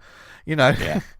You can dip into Slain or Meltdown Man or anything and think this is just really great. Yeah. But they're so fucking obsessed with the continuity and there's these things that like you would pick up halfway through a story and halfway through that story was someone having a sword battle or something like that. Or spaceships appearing over fucking Mega City and about to bomb them or something like that. You don't need to have read everything else previously to work out why that bloke's in a cave and the woman's sitting there fucking next to a lighthouse. And now it's like, here's the latest one. There's a lot of people talking. That's right, okay. Yeah, it's that, isn't it? It is. Not sure if there's the fact that we associate the title with having like it'd be a bit dangerous and being a bit like a punky. I mean, I like the Dredd thing, but essentially they are going after someone who's affecting the weather. Yeah, maybe there'll be a bit of a twist in it, but I can take the whole kind of. But that's like for me, that's the Dredd being a straight up hero. Yeah. Yeah. Yeah, everyone says, Dredd's a villain, but occasionally he does do heroic things. Yeah. But like maybe for a bit of dark humor, like you'd have like one of the citizens like fall down on the road because he's like dying of hypothermia, and he's like, you can't lay there, citizen. That's I'm gonna call the fucking no loitering. I know. Also, exactly. The first story, that the Dredd story, also hints at like more stuff to come later, and like there's a figure that appears.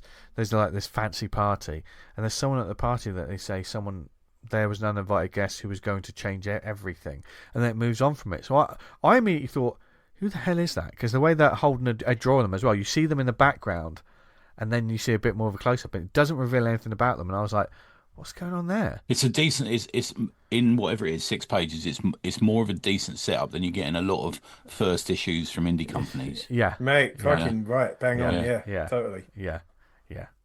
There are some like 4-6 issue fucking we got that independent fucking, comics. oh, let's go to the mountains. I'm packing my bag. Okay, saying goodbye to my issue mum. 6, you start. Let's the weather has just started to get bad at the end of issue 1. Cold. I think it's raining outside. They'll have a couple of breakfast. Is it raining outside, darling? I'll check through the window. Or they build up a load of characters that you're just not going to see halfway through. So it's an interesting experience for me. It wasn't really for me. But saying that, well, we'll be trying again in a year. The 50th. That's an interesting thing. Like, obviously, we went to the 40th. Okay, now we wrote articles on it. We did a podcast episode on before and after. I mean, we did interviews at it. Yeah, been at Lawless. Lawless is obviously big 2000 AD. I guess they're the 10th of May. I wonder if they're happening next year. Lawless. We haven't found out. I've got to reach out actually. Yeah. To them. See how Joel. From what I can recall, didn't they last time they put the kibosh in it saying he can't do it? Yeah.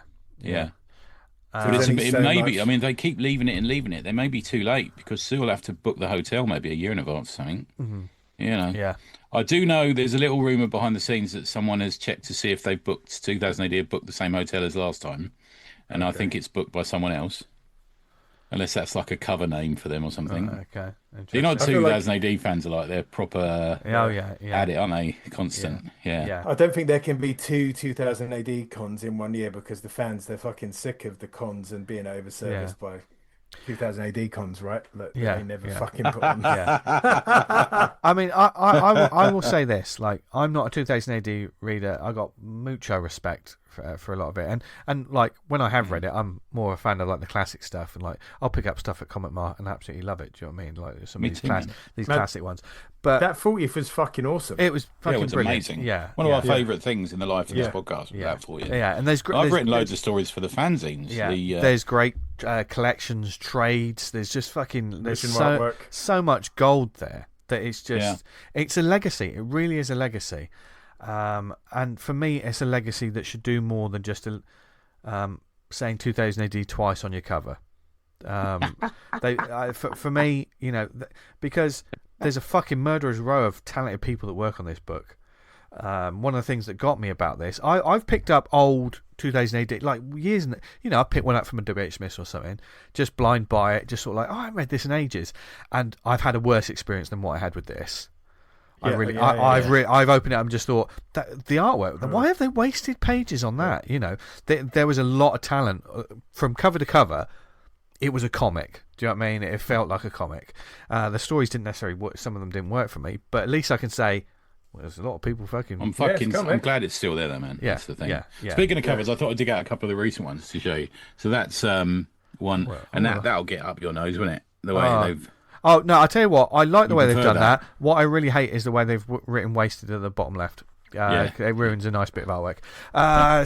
But like I said, one more I'll show you. That's that one. I like that as well. That feels like an annual cover though.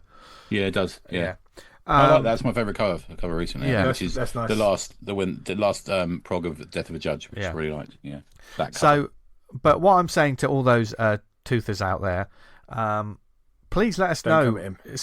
Well, they can come at me if they want. They're not going to stop me doing this show. But please let us know what you've liked, what they've done well. Is there stuff that we should be checking out? Should I go back and look at the earlier episodes, progs, to catch up on these stories? What is working for you?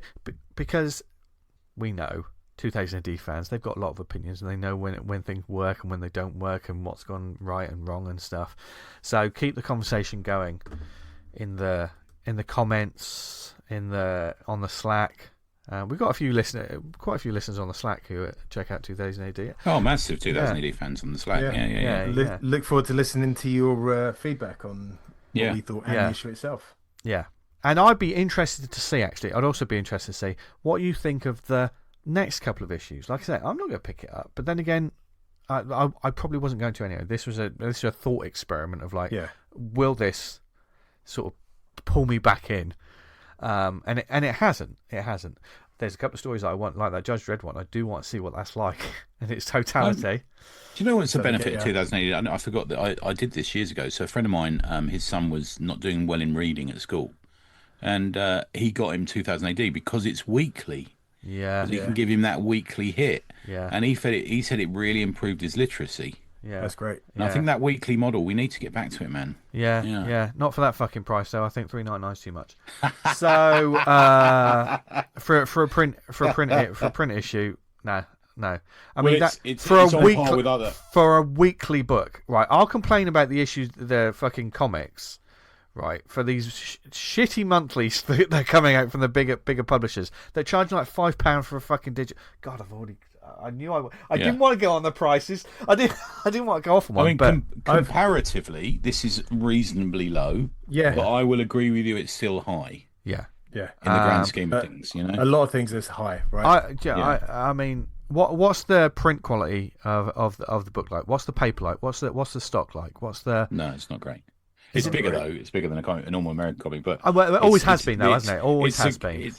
I mean, this is common with 2000 AD. With the cover stock is the same as the interior stock, so we're used to that with 2000 AD. Yeah, you know, it's not like where it's different from American comics. But I mean, if that's the case, it shouldn't. I don't think it should be that price. I think I think they should make it. If it was nicer, I know magazines and comics and everything, they're skyrocketing now, but you're asking people like 4 times a month to do this. It's cheaper if you subscribe. For that, yeah, exactly. How much cheaper if you don't mind? I can't remember, mate. I can't remember what the deal I got. It is. You're not coming back. Got Drew and Red in the next issue, Vince. Next prog.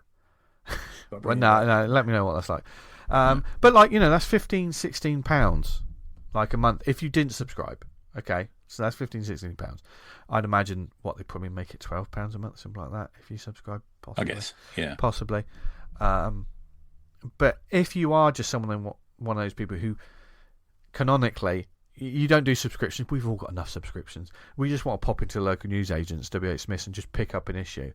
I don't think having this sort of pricing model is going to. It's going to be one of the things that will be on the chopping block.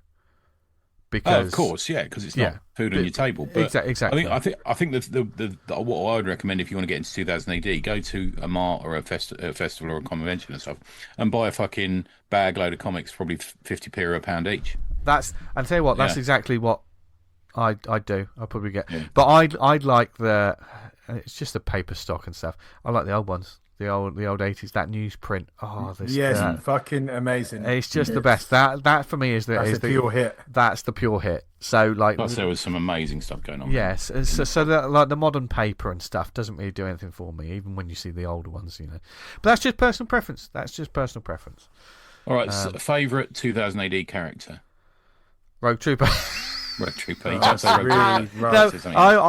think it's got to be Dredd for me. Dredd's the one that I feel the most comfortable, like dipping in and out of. I think, you know, I know where I stand with him. Yeah. Okay. That's a really tough question you've done there, T. I've said multiple times. I fucking love Jonny and Johnny Alpha because it's basically Clint Eastwood in space. I'd have to go for Nemesis. I was about to say, okay. It's just so fucking that whole thing. But I've got no relationship with that book, and I know that one has a legion of fans. You should get you should get that one of those whatever the case files is for Nemesis, that first book, because you're just like, man, everyone is a fucking arsehole. They're like fighting each other. They're just mine's in the same. Sounds like the internet. Sounds like Twitter. I'm going ABC Warriors. Oh, man, that's another really love them. Great one. Real bunch of personalities. Yeah. Was it like Joe Pineapples? I think I remember being shocked by that, like what he keeps under his fucking stuff, and you're like, he has a secret, Joe Pineapples, that he's always kind of hiding. I can't remember what the fuck it was, but I can remember when I found out, I was like, bloody hell, It was like a shocker. I also love the name Joe Pineapples. What a great fucking name. Yeah, that is a great name, isn't it? Yeah. I wonder what was on Pat's shelf at that point. Yeah. He was in the supermarket and Joe Pineapples. Yeah. So there you go. We've tested out the waters of 2000 AD. Long may it continue. So keep the conversation going in the comments in the Slack, and stay tuned for all of those links, handy links. And there's some comics to talk about shortly. But before that, do we have any shout-outs, gents? Yeah, I got a couple. So thanks to Leslie at Black Ink Comics for sending me Zine Tales 9 and a whole host of other stuff that may or may not have included underwear. Yeah, they're a good bunch of lads, aren't they? In full disclosure, episode 3 is now available on Substack. If you look for Johnny Cannon Comics, myself and Adam Falp returned as his guests. He keeps saying he's going to get other guests, and then it's just me and Falpy again. It just sort of degenerates into a bit of talking about comics and a lot of laughing, a bit larking about, which is, I actually think, quite good. The neo-noir psychological thriller exploring mental health in World War II called Sussex is now on Kickstarter, written by Nick Goode, and in a sort of two-colour art style treatment by Alvaro Molina. Really nice cover on this one as well. Have a look at it. Interesting art style. I've reviewed issue 1 on the pod. Oh, did you? A little while ago. It's a really good comic. Did they know that? Because they wrote in. I think I mentioned it to them to say I reviewed it. It's the one where it's like this guy gets kind of brought on to do like a kind of behind the lines mission with a group of spies. They all end up getting taken out, and he's sort of like, they're like, "Are you a double agent?" And he's kind of like mentally breaking down over what's happened. It's really interesting. Okay. Really interesting, good book. Yeah, nice They do art a couple as well. of double page artworks, which were like, this is fucking amazing. It's really good. Oh, very cool. Otherwise, Matt Buncey, our boy Buncey from the Slack, and a buddy of ours, he's got a new Substack, and it features his comic Mystic the Megagician, which I've been waiting for ages, and looks amazing, and is full of Bronze Age goodness. Brilliant. You need to have a look at it. Yeah, so look out, Matt Bunce. Mystic with a K, the Megagician. The Bunce. Yeah, the Bunsen burner, isn't it? That's the Bunce. Good there, my ones. Nice. Dan, what have you got? Sunday, 22nd of March, 3 weeks to go. You know what it is? It's the Yo Comics at Stanley Arts London, SE25 6AB. That came around quick, right? Yeah, right. You got there's workshops, kids comics can drop in. It's free on the day, so families welcome. I think it's free on the day. Yeah, free entry for everyone. I was writing checks my ass, had to cash there. So do go check that out. Stanley Arts London, SE25 6AB. Go out there. It's all about kids comics, and I'm sure it'll be a great day. It's an absolutely lovely venue, and yeah, Gareth Hopkins should be there from all I can tell. Oh, it's always going to it. Yeah. So cool. Yes, and obviously I've already mentioned Lawless Comic Con, 9th and 10th of May 2026, Doubletree by Hilton Hotel, Bristol, BS1 6NJ. If you like 2000 AD, you might like that. Nice. Quick one from me. Inkblock Indie Comics Festival, Nottingham 2026. The artist applications still open. Get in touch with them. Follow them, Inkblock _festival on Instagram.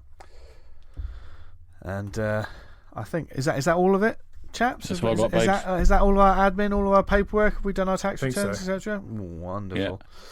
Sent the dog poo through the letterbox, set on fire. Yeah, of course we have.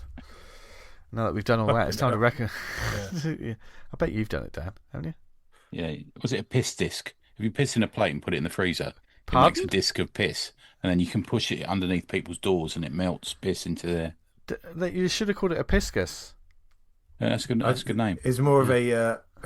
We had a matchbox, and we put a bit of dog shit in and put it on someone's step and put it on fire. Yeah, so they come out and stamp on it, and they get dog shit on them. What, a matchbox? Put it inside the matchbox. Yeah. Wow. So you really got to be selective which part of the turd you're putting in there. This is back when dog shit was white, so we're talking back in the day. Yours are like King Kong's thumb. How'd you get that in a fucking matchbox? Yeah. High protein. What recommendations we got this? It's like a 2-litre bottle of Fanta. And that's why he's got a poo knife. Call back. A couple hundred episodes. Break the back a bit. Yeah. Bloody hell. Before we go any further, I can bring this up. Oh yeah. We were going to talk about covers earlier in the episode, and should we get that cover thing off straight off the rip? Do you want to do that one first? Okay. Oh, did you want to mention what you just talked about with the pointer thing? Were you meant to do that in the shout outs?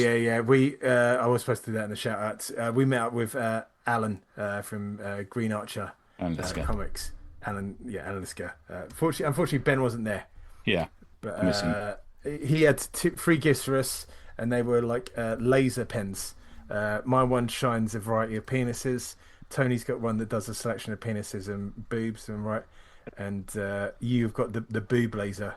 So that'll be winging its way towards you in the post, so you can have fun with that. So just boobs wherever I go.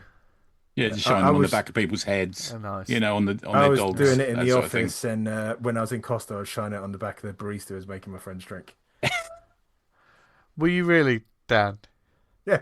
You're a grown man with a fucking kid. You're a fucking grown ass man. You're fucking and you're in a fucking Costa, shining a dick on the back of a fucking barista. Look at you! I was fucking dying. Fucking the best. Jesus Christ! And some would say so he's the most grown up of us. Yeah. It's fun. It's funny. It never won't be funny. No, it never won't be funny. Yeah. I'll be thinking Cheers, about that Alan. later in my sleep. Yeah. Anyway, so my first one is I switched out to my first one now. So Punisher Volume 15, if you can believe that, of Punisher. Wow. That doesn't include anything that's got anything else like War Punisher or fucking Born Again or Space Punisher or anything like that. Just purely comics that are called The Punisher Volume 15. So that's what we're on now. That's how often they keep cancelling and rebooting that comic. They keep trying to fucking kill Frank, but they can't fucking do it. We were laughing earlier when they tried to bring him back as some fucking really shit agent, nothing to do with Punisher, laser guns. Who shoots tracer bullets into people. What happened to that dude? That up. I don't know. I haven't seen him for ages. Yeah. David Posey's now working at Dynamite. So written by Benjamin Percy. I've got a massive amount of time for. Jose Luis Suarez. A little bit of Carl Holtz about his work, I think. Nice. Yeah. And that's going to go down well with the Punisher crowd. Yeah. Inks Oren Jr., main cover David Marquez, and Guru Eve FX, and editor Devin Lewis, who I bring up because we're about to talk about the choice of covers. Now, the cover for this, we had a long conversation with it before we started recording, is by David Marquez and Guru FX, and it's the main cover, and it is very generic. It's a decent bit of artwork, but it looks more like a panel than it does a. Yeah, it does. A cover. And so many missed opportunities. Why, typical Marvel style, why is the gunfire not coming this side of the Punisher logo? Why is there so much just dead space on that cover? Yeah. His face is all, it just feels all wrong. If that was that was a page within the book and there was like bracca all behind him, fine. Yeah, put some sound effects on it or something. Yeah. It's you know what I mean? Frank dual wielding 2 sort of belt machine guns firing, but you're seeing it from like a worm's eye view from like the waist up. It's no one looks good from a worm's eye view as well. Do you know what I mean? Yeah. It's very very unflattering angle. I showed the boys a part of the sort of kind of opening sequence where Frank's walking down the street and then we're getting this sort of, he is a shadow of himself. He lingers in dark places. He doesn't know other parts of the city call to him. He's doing this like lovely little bit of noir narration. He walks down and he's in a sort of crime alley kind of thing, and the sort of typical 90s movie punk gangster comes out, holds a gun at him and shoots to the floor and said, "That's what I got. Now what have you got? Empty your pockets." And Frank opens his trench coat and of course it's just full of fucking grenades, bullets. Yeah. Knives, guns, knuckle dusters, and the Punisher logo looking right at you. That's the ultimate fucking introduction for a character like that. Yeah. And that should be the cover. Yeah, that should be the cover. Can you imagine a storytelling cover of like the punk like holding a knife at him, and then Frank holding open a fucking jacket that's got tons of shit. And even him saying, "This is what I've got," in a speech balloon on the cover. Yeah, and you're like, that would sell so much more. Yeah, it's such a drop off in quality from the insides, which are really good, to the cover, which is just fucking generic and boring, and I would argue slightly badly drawn. That I actually consider it to be a conspiracy where the editor's just not trying or doesn't want this comic to sell. This is the first issue of The Punisher. Why is it that? Why are they doing that? Why it's is a really I know good it's got story. a one in the corner, but it should be a flash first issue. Frank's back. Yeah, you saying this, won't you, Vince? Like, yeah. Make a big fucking deal. I really do miss. I hate it sounding like an old man, but I do every week. But I really do miss the pomp and circumstance of older comics. Just sort of like I think Skybound make more of a fucking thing about it, don't they? When they have a new comic, they put flashes on, going, "This is a fucking game changer." Do you know what I mean?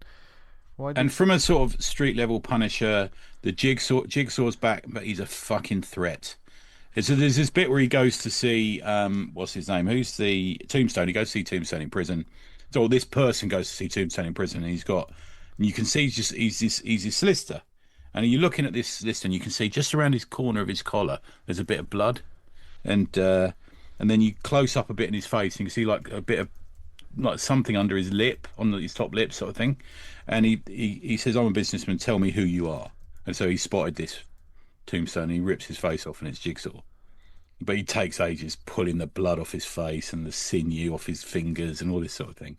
And he says, "You're going to sign all your business over, or I'm going to kill all your friends and family on the outside." And he's like, "Now we're back in it." He's a force to be reckoned.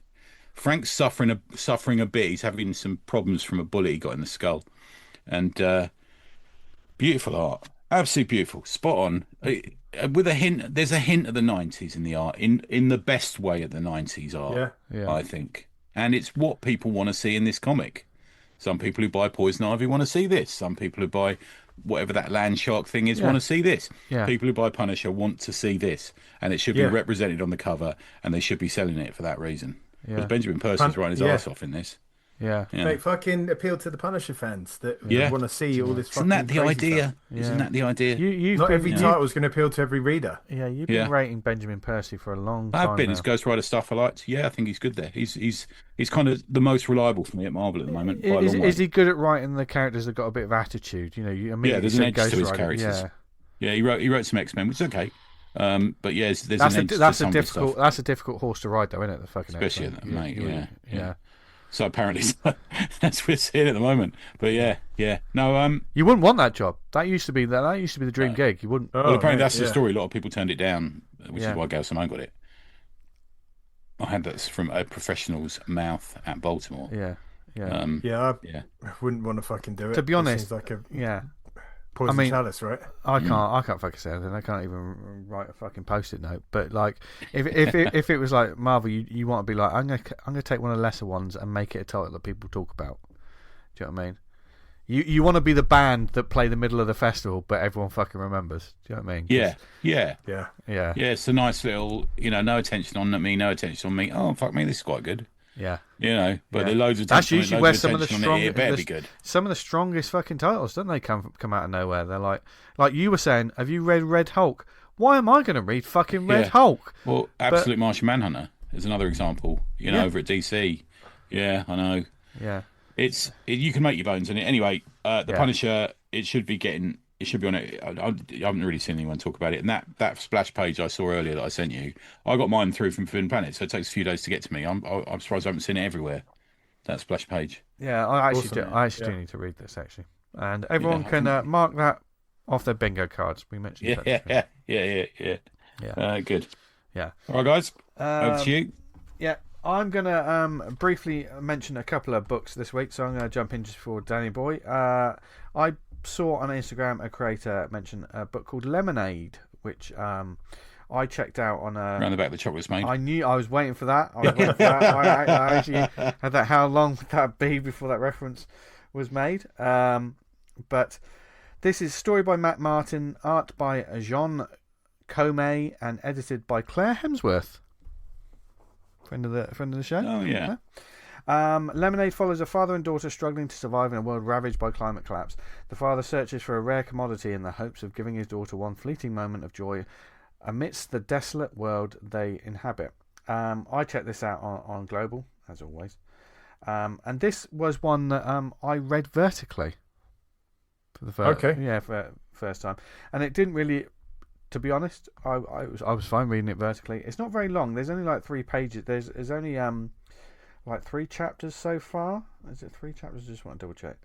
Yeah, it's been 3 chapters so far, and they're all sort of read vertically. So the story hasn't so much gotten going yet, but I wanted to recommend it if you see it on your travels, because it's just quite nice. The art is lovely. There's some lovely colours, like definitely a thought to hues. Like the first one's sort of purple, and then the next one there's some yellows. Some would say that the story has a sort of reminiscent Last of Us kind of vibe, because there's like a father walking with it's actually his daughter in this, and you're getting hints to the world is polluted around them. But it's called that because he's trying to look after his daughter, and they're just walking through the world. But he wants to find he talks about lemonade, and she's never had lemonade in her life, so they're going to try and find a lemonade tree so he can make lemonade. I like that idea of something so simple, a simple pleasure just meaning so much in a world like that. I like that conceit of like, okay, so rather than like, oh, we have to survive to this, we have to struggle to this, that's what's taken them through.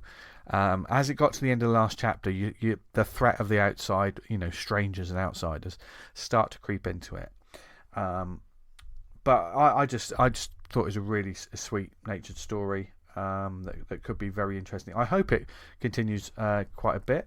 But that's my first one. It's just in 3 parts at the moment. I don't know if it's going to be collected. But like I say, if you're on Global Comics, search for Lemonade, because it's one of those things. I saw the artist talking about it on Instagram, and they say it's on Global Comics, but there's so much stuff about it just gets lost in it. So I had to search. I searched for this, and it was right there. And there'll be links to the art. We'll put links in the Substack and stuff like that as well later. But that's my first one. Dan. Awesome. We got this sent in through our Twitter thing. There's a document there that you can submit your comic for a recommend stroke review, whatever we do this is called. And we got sent this one in called Champ by someone, Amber Warnock Estrada. And it's a 30-page sort of one-shot indie comic. It's like got drama, action, there's a bit of horror in it. It tells the story of Jose Joe Herrera. He's like an older guy in a residential nursing home with dementia, and he gets pulled into like a fight club style secret fight club that they're running by the staff and other patients in this old people's home. And as he's kind of losing his sort of cognitive abilities, he's getting involved in this fights, and he's a fucking demon, almost like literally. The artist Jesus Diaz, excuse me if I've not pronounced that right, and he does some fucking amazing work inside this book. The energy and action in it is crazy, and when these fights are going off, it's like really fast scribbled sketch style that I don't think I've seen before. And then when you're kind of like in the lunchroom and there's people talking, it's a lot more structured and slowed down. But the energy he's got going on when these fight sequences kick off, and when Jose's dementia starts kicking in, and the reality that he sees starts breaking down and becomes all distorted and surreal. It's really, really well done. I was very impressed with the book, and I've seen professional stuff where it's been sent in over the past couple of weeks that doesn't have like a tenth of the creativity and energy that's going on in this comic. Does it always work? Maybe not, but I'd rather someone try and not get there than play it absolutely fucking safe. There's some panels of this are absolutely fantastic, lovely stuff. I think the team have done a really good job. If you want to find out more about it, there's I'll link to the Substack. There's is it a Ko-fi shop, I believe, where you can download the issue or buy a physical copy of. And if you do check out the creator, Amber Warnock Estrada, she's got an Instagram account and it's got all links there where you can go and find the book. But I was very impressed. Very good book. Love it. Nice. Cool. Nice. My second one, quick mention, is a compendium. I jumped on another compendium, and it's the second one I've done by Joshua Williamson. This is a Skybound book. It is Ghosted. I was telling the chaps about this earlier. I've got a couple of trades of Ghosted. It was a story I liked back in the day. Classic. You get a couple of trades. Time passes. You don't get around to picking up the rest of them, and it's finished. So I checked out the Ghosted compendium. Josh Williams, the creator and writer. Goran Suzuka is one of the artists. There's a couple of artists, so I'm going to mention them here. David Gianfelice, Juan Jose Rip, who's been mentioned on the show. Vladimir Christic Lacey. They're the 4 artists. This is 20 issues of books, by the way. What I'm talking about is from issue 1 to 20, the entire thing. Miroslav Merva is the colorist. Ross Wotton is letterer. Matteo Scalera does the collection cover, and he did a lot of the covers as well. Sean Phillips and Dan Panosian have also done other covers for what it was. Now, this came out like 10 years ago. This is just one of those. The compendium came out a little later, but the actual book itself. And this compendium came out in 2023 to celebrate the 10th anniversary of it. Jackson Winters is one of the greatest criminal masterminds to ever live, except he's rotting in jail after his last doomed score. But when a filthy rich collector breaks Winters out, he's tasked to put together an elite team of paranormal experts to do the impossible: steal a ghost from a haunted house of horrors. There, do you know what I mean? And that's all they need to say there, because I was like, fucking sign me up. What is this going to be? Some for that, yeah. That is just great, and certainly, I really enjoyed, reading the whole book. After the first trade, the story sort of gets a little bigger, and a little bit of globe trotting and some other characters, and it gets a little wilder. It's enjoyable. It's a very comicsy experience. For me, the best experience of it was the first trade, the first arc, the first 6 issues, because that was, for want of a better term, that was the first movie before they made movies 2 and 3. Do you know what I mean?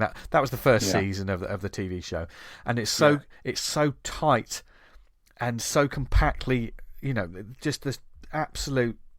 It feels like Williamson had this just absolutely in his head, and it's just absolutely on it. Gets a little looser as the story gets bigger and more supernatural elements come into it.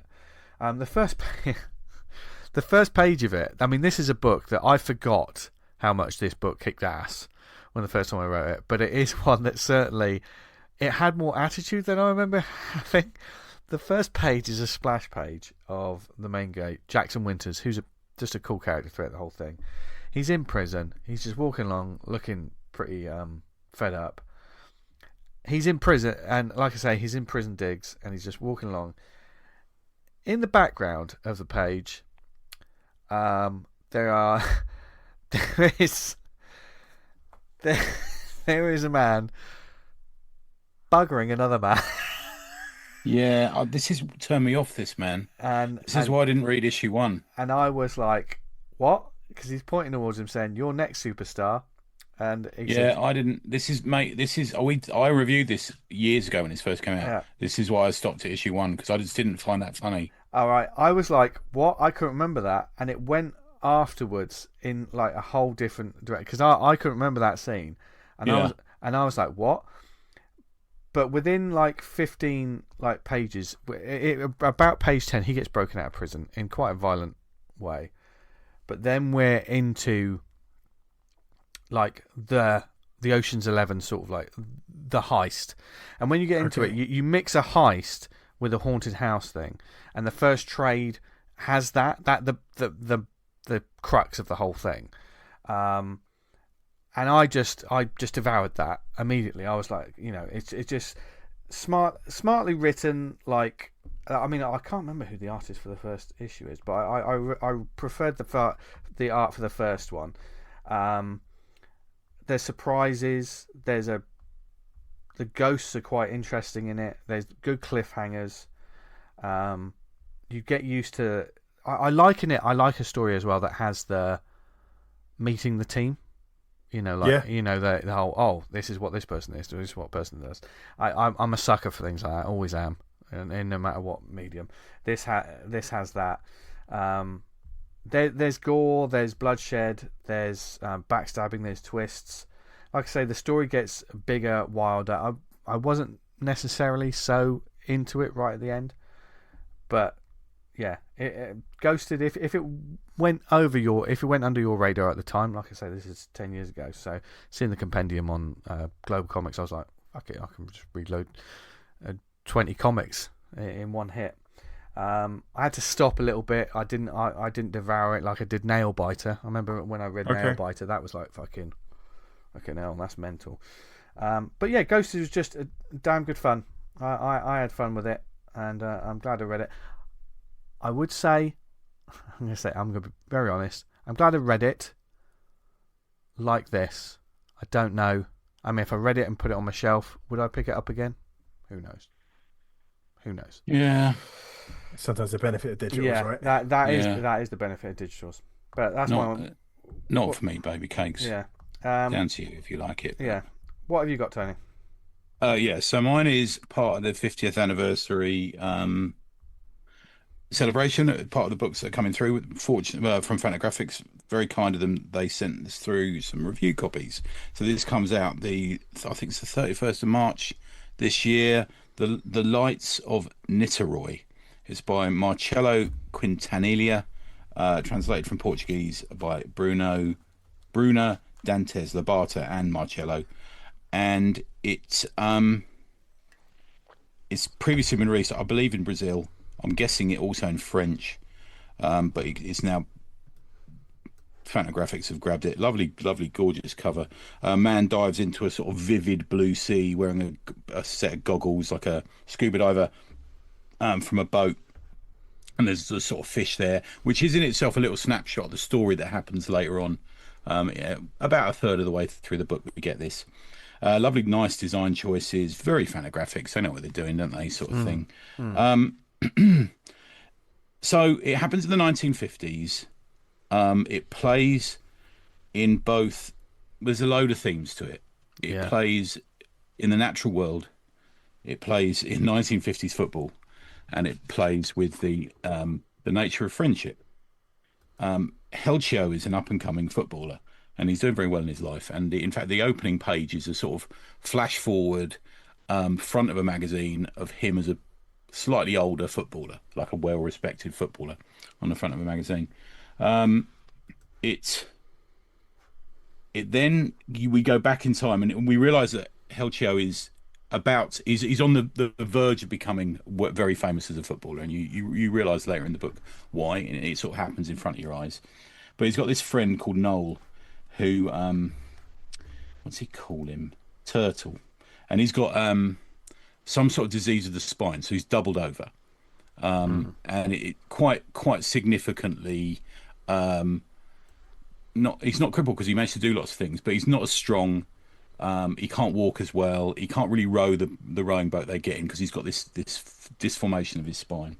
But they're friends in every way possible, and they're friends in that they have a go at each other. They joke with each other. They have shortcuts to jokes. They play pranks on each other, and there's the odd bit of nasty cruelty between the two as well. You know. Okay. So they're standing on this beach. They're both in their swimming trunks in Brazil, and they're looking far out into this bay. And they can see a geezer who they think is dynamiting fish. So he's throwing dynamite into the water, and all the fish suddenly die or get knocked out, or whatever happens to a fish, I don't know. And they all come to the top. And they hatch this plan. We could actually make some money at this point. We're going to row out, and we're going to pick up the fish from the sea, and we're going to make at least $200 or whatever it is at the time. So they managed to get this rowing boat through a bit of shenanigans, and they row out, and they do in fact do it. But mysteriously, the guy disappears off. I'm not sure if that's fully realised. Possibly later on. And in a long way, it's very episodic because it's how many pages? It's 236 pages, so it's a long old book. It's in its nature, it's very episodic in a way. A lot of it takes place at the sea, and you get stuff like there's this sort of extended I mean, he takes his time, Marcello, to tell the story. So there's this bit where he keeps diving in to catch this one fish that's swimming about, and he wants to get it, and it keeps escaping him, and he ends up going too far down, and his life flashes before him. And I'm not a big believer in flashbacks. I kind of find them generally a little bit boring, but this is quite captivating because it's sort of, he's on the verge of death and you keep flashing back to him trying to get air, and it's really well done. They visit a nudist colony. That's quite good. And apparently that comes from a real story. The woman who sort of appears naked on the cliffs, and Noel's like, geez, look at this. And they say, you can only come on the island if you take your trunks off. And they go, all right, okay. So they take the trunks off on this island. There's an extended storm at one point. They say to them, it's a clear sky. And a sort of an experienced fisherman says to them, don't go out in this. There's going to be a storm. You've got to be careful. And they're going, no, there's nothing in the sky. Typical lads, full of confidence. Yeah. You know, and they go out and this massive storm hits them. And during it, revelations come to bear, and true feelings, or maybe not true feelings, just anger bears a bit, and they have a go at each other, one more than the other one. And also there's some tension in a football match. They go full on Roy the Rovers at one point. And he plays this football match. Roy the Rovers. Yeah. And you kind of decide whether it's how it's going to go for Hellshow. You kind of think, is his life turning out at this point really well? And they play a bit with you. You think, oh, no, it isn't. Oh, yeah, oh, you know, you're like this a bit with it. And it draws on this, because him and Turtle are such good friends, you sort of begin to think, are they drawing apart? What's happening? Yeah. And it's genuinely really touching. It's really well done. The art's very realistic. I will say, to a point where it's almost over reference, would have put me off if it wasn't for the very strong writing. Okay. He reuses a couple of panels for storytelling purposes. He reuses the same panel, I think it's 3 times, where Hellshow's walking off the pitch. And and it catches me every time that he threw it in. He's sort of walking off, sort of almost like not marching, but his hands are up in the air, and it looks like his hand is touching the coach's groin from the angle you're looking at it. And every time I look at it, is it meant to be? Oh no, it's that panel again. I don't know what it is. It just kept catching me. But I did really warm up to it. I found it. I immediately buy anything else by Marcello if I saw it in a shop. He's from Niteroi in Brazil, so he's from there. He's quite old. He's born in 1971, so. He obviously often publishes under the name Marcello Gao. He had a little period of working in a lot of animations. A lot of artists didn't they, in the 80s and 90s. He's won loads of awards in Europe. He's had movies made of his collections, of his stories. And this is however, this is only his second book translated into English. The previous one was Listen, Beautiful Marcia, which is only in 2023. He's also the son of a pro footballer, so he knows what he's talking about, I think. I kind of think this is the sort of fat comic that would be great for a plane ride, because you shouldn't be looking at your phone whilst reading this book. You know, a long train journey maybe. Don't look at anything else. Just fall into it. A lot of use of blue, and the storm hits, and really beautiful. And I think you need to read it and have a little bit of time reserved to think about it afterwards. Because, friends can be cruel. There's this moment in it where they meet up later and you're like, what's going to happen? I won't ruin it, but, interesting. Really good. Yeah. So that's out end of March this year, isn't it? 31st of March, I think. 31st of March. Yeah. So there you go. There's one to add to your wish list, or pre-order now. You should be able to pre-order it now. And loads of other goodness from another episode filled with comic butt. I said comic butt chat at fucking hell. It's because I had a cold this week. I've been all over the shop. But speaking of butts, let us know what you think of this episode. God, I've got into butt talk now. Please don't make that a thing, listeners.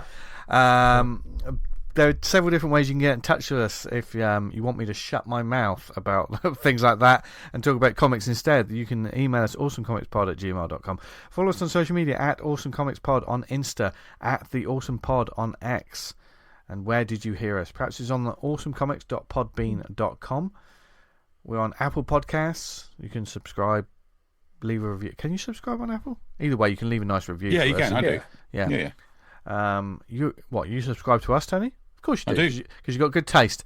much like you lovely people. So give us a nice review. I don't really listen to us anymore, but I do subscribe. Yeah. I was, after all, here as it happened. Yeah, exactly. As long as you lovely people are listening, whether it be on Spotify, Amazon, Stitcher, Podnose, Podknife, what other networks are we on, Tony? We're on the Pod Network. We all need a toilet piano. What's that? Is that like a piano to play while you're on the toilet? With your toes. Yeah, I've seen a video of it. Roll up, Matt. See, I surely if you got good at playing that would say a lot, wouldn't it? All I've done today is send out videos of listen to the sound of this badger yawning, and then it just that sex noise comes in. just different versions of that. Oh dear God! But there's going to be more quality content like that on next week's show. Expect that. And also you can support the show by getting some gear at acpgear.redbubble.com. Helps keep the lights on and keep us fed with sandwiches and weak lemon drink. Profiteroles. Oh, you classy lady! I do like a profiterole. It's lovely. I bet you do. Yeah, I bet you do. The fuck! Wow. If you think that was out of order, then or perhaps you agree with them, then let us know on the Slack. You might like profiteroles. Yeah. We could set up a profiterole channel on the Slack, which is a great community of people. It's like Discord. Get in touch with us, join it, and keep the conversation about what we've talked about this week and what we've got coming up. And you can join us there. Where else can people find us online, etc.? Tony, neveronanything.com. Nice. Daniel. Find me on X, Vanguard Comic, and you can read Vanguard at vanguardcomic.com. I rarely call you Daniel, do I? How do you feel? Yeah. Do many people call you Daniel? Do your mum and dad call you Daniel? No. Well, only if used to be when I was a kid, if I misbehaved, my mum would call me Daniel. Daniel, you've shit in the bed again. Wow. That was last week. That's real. We get insight into Butcher's life. What were you, the female hero in Aquaman?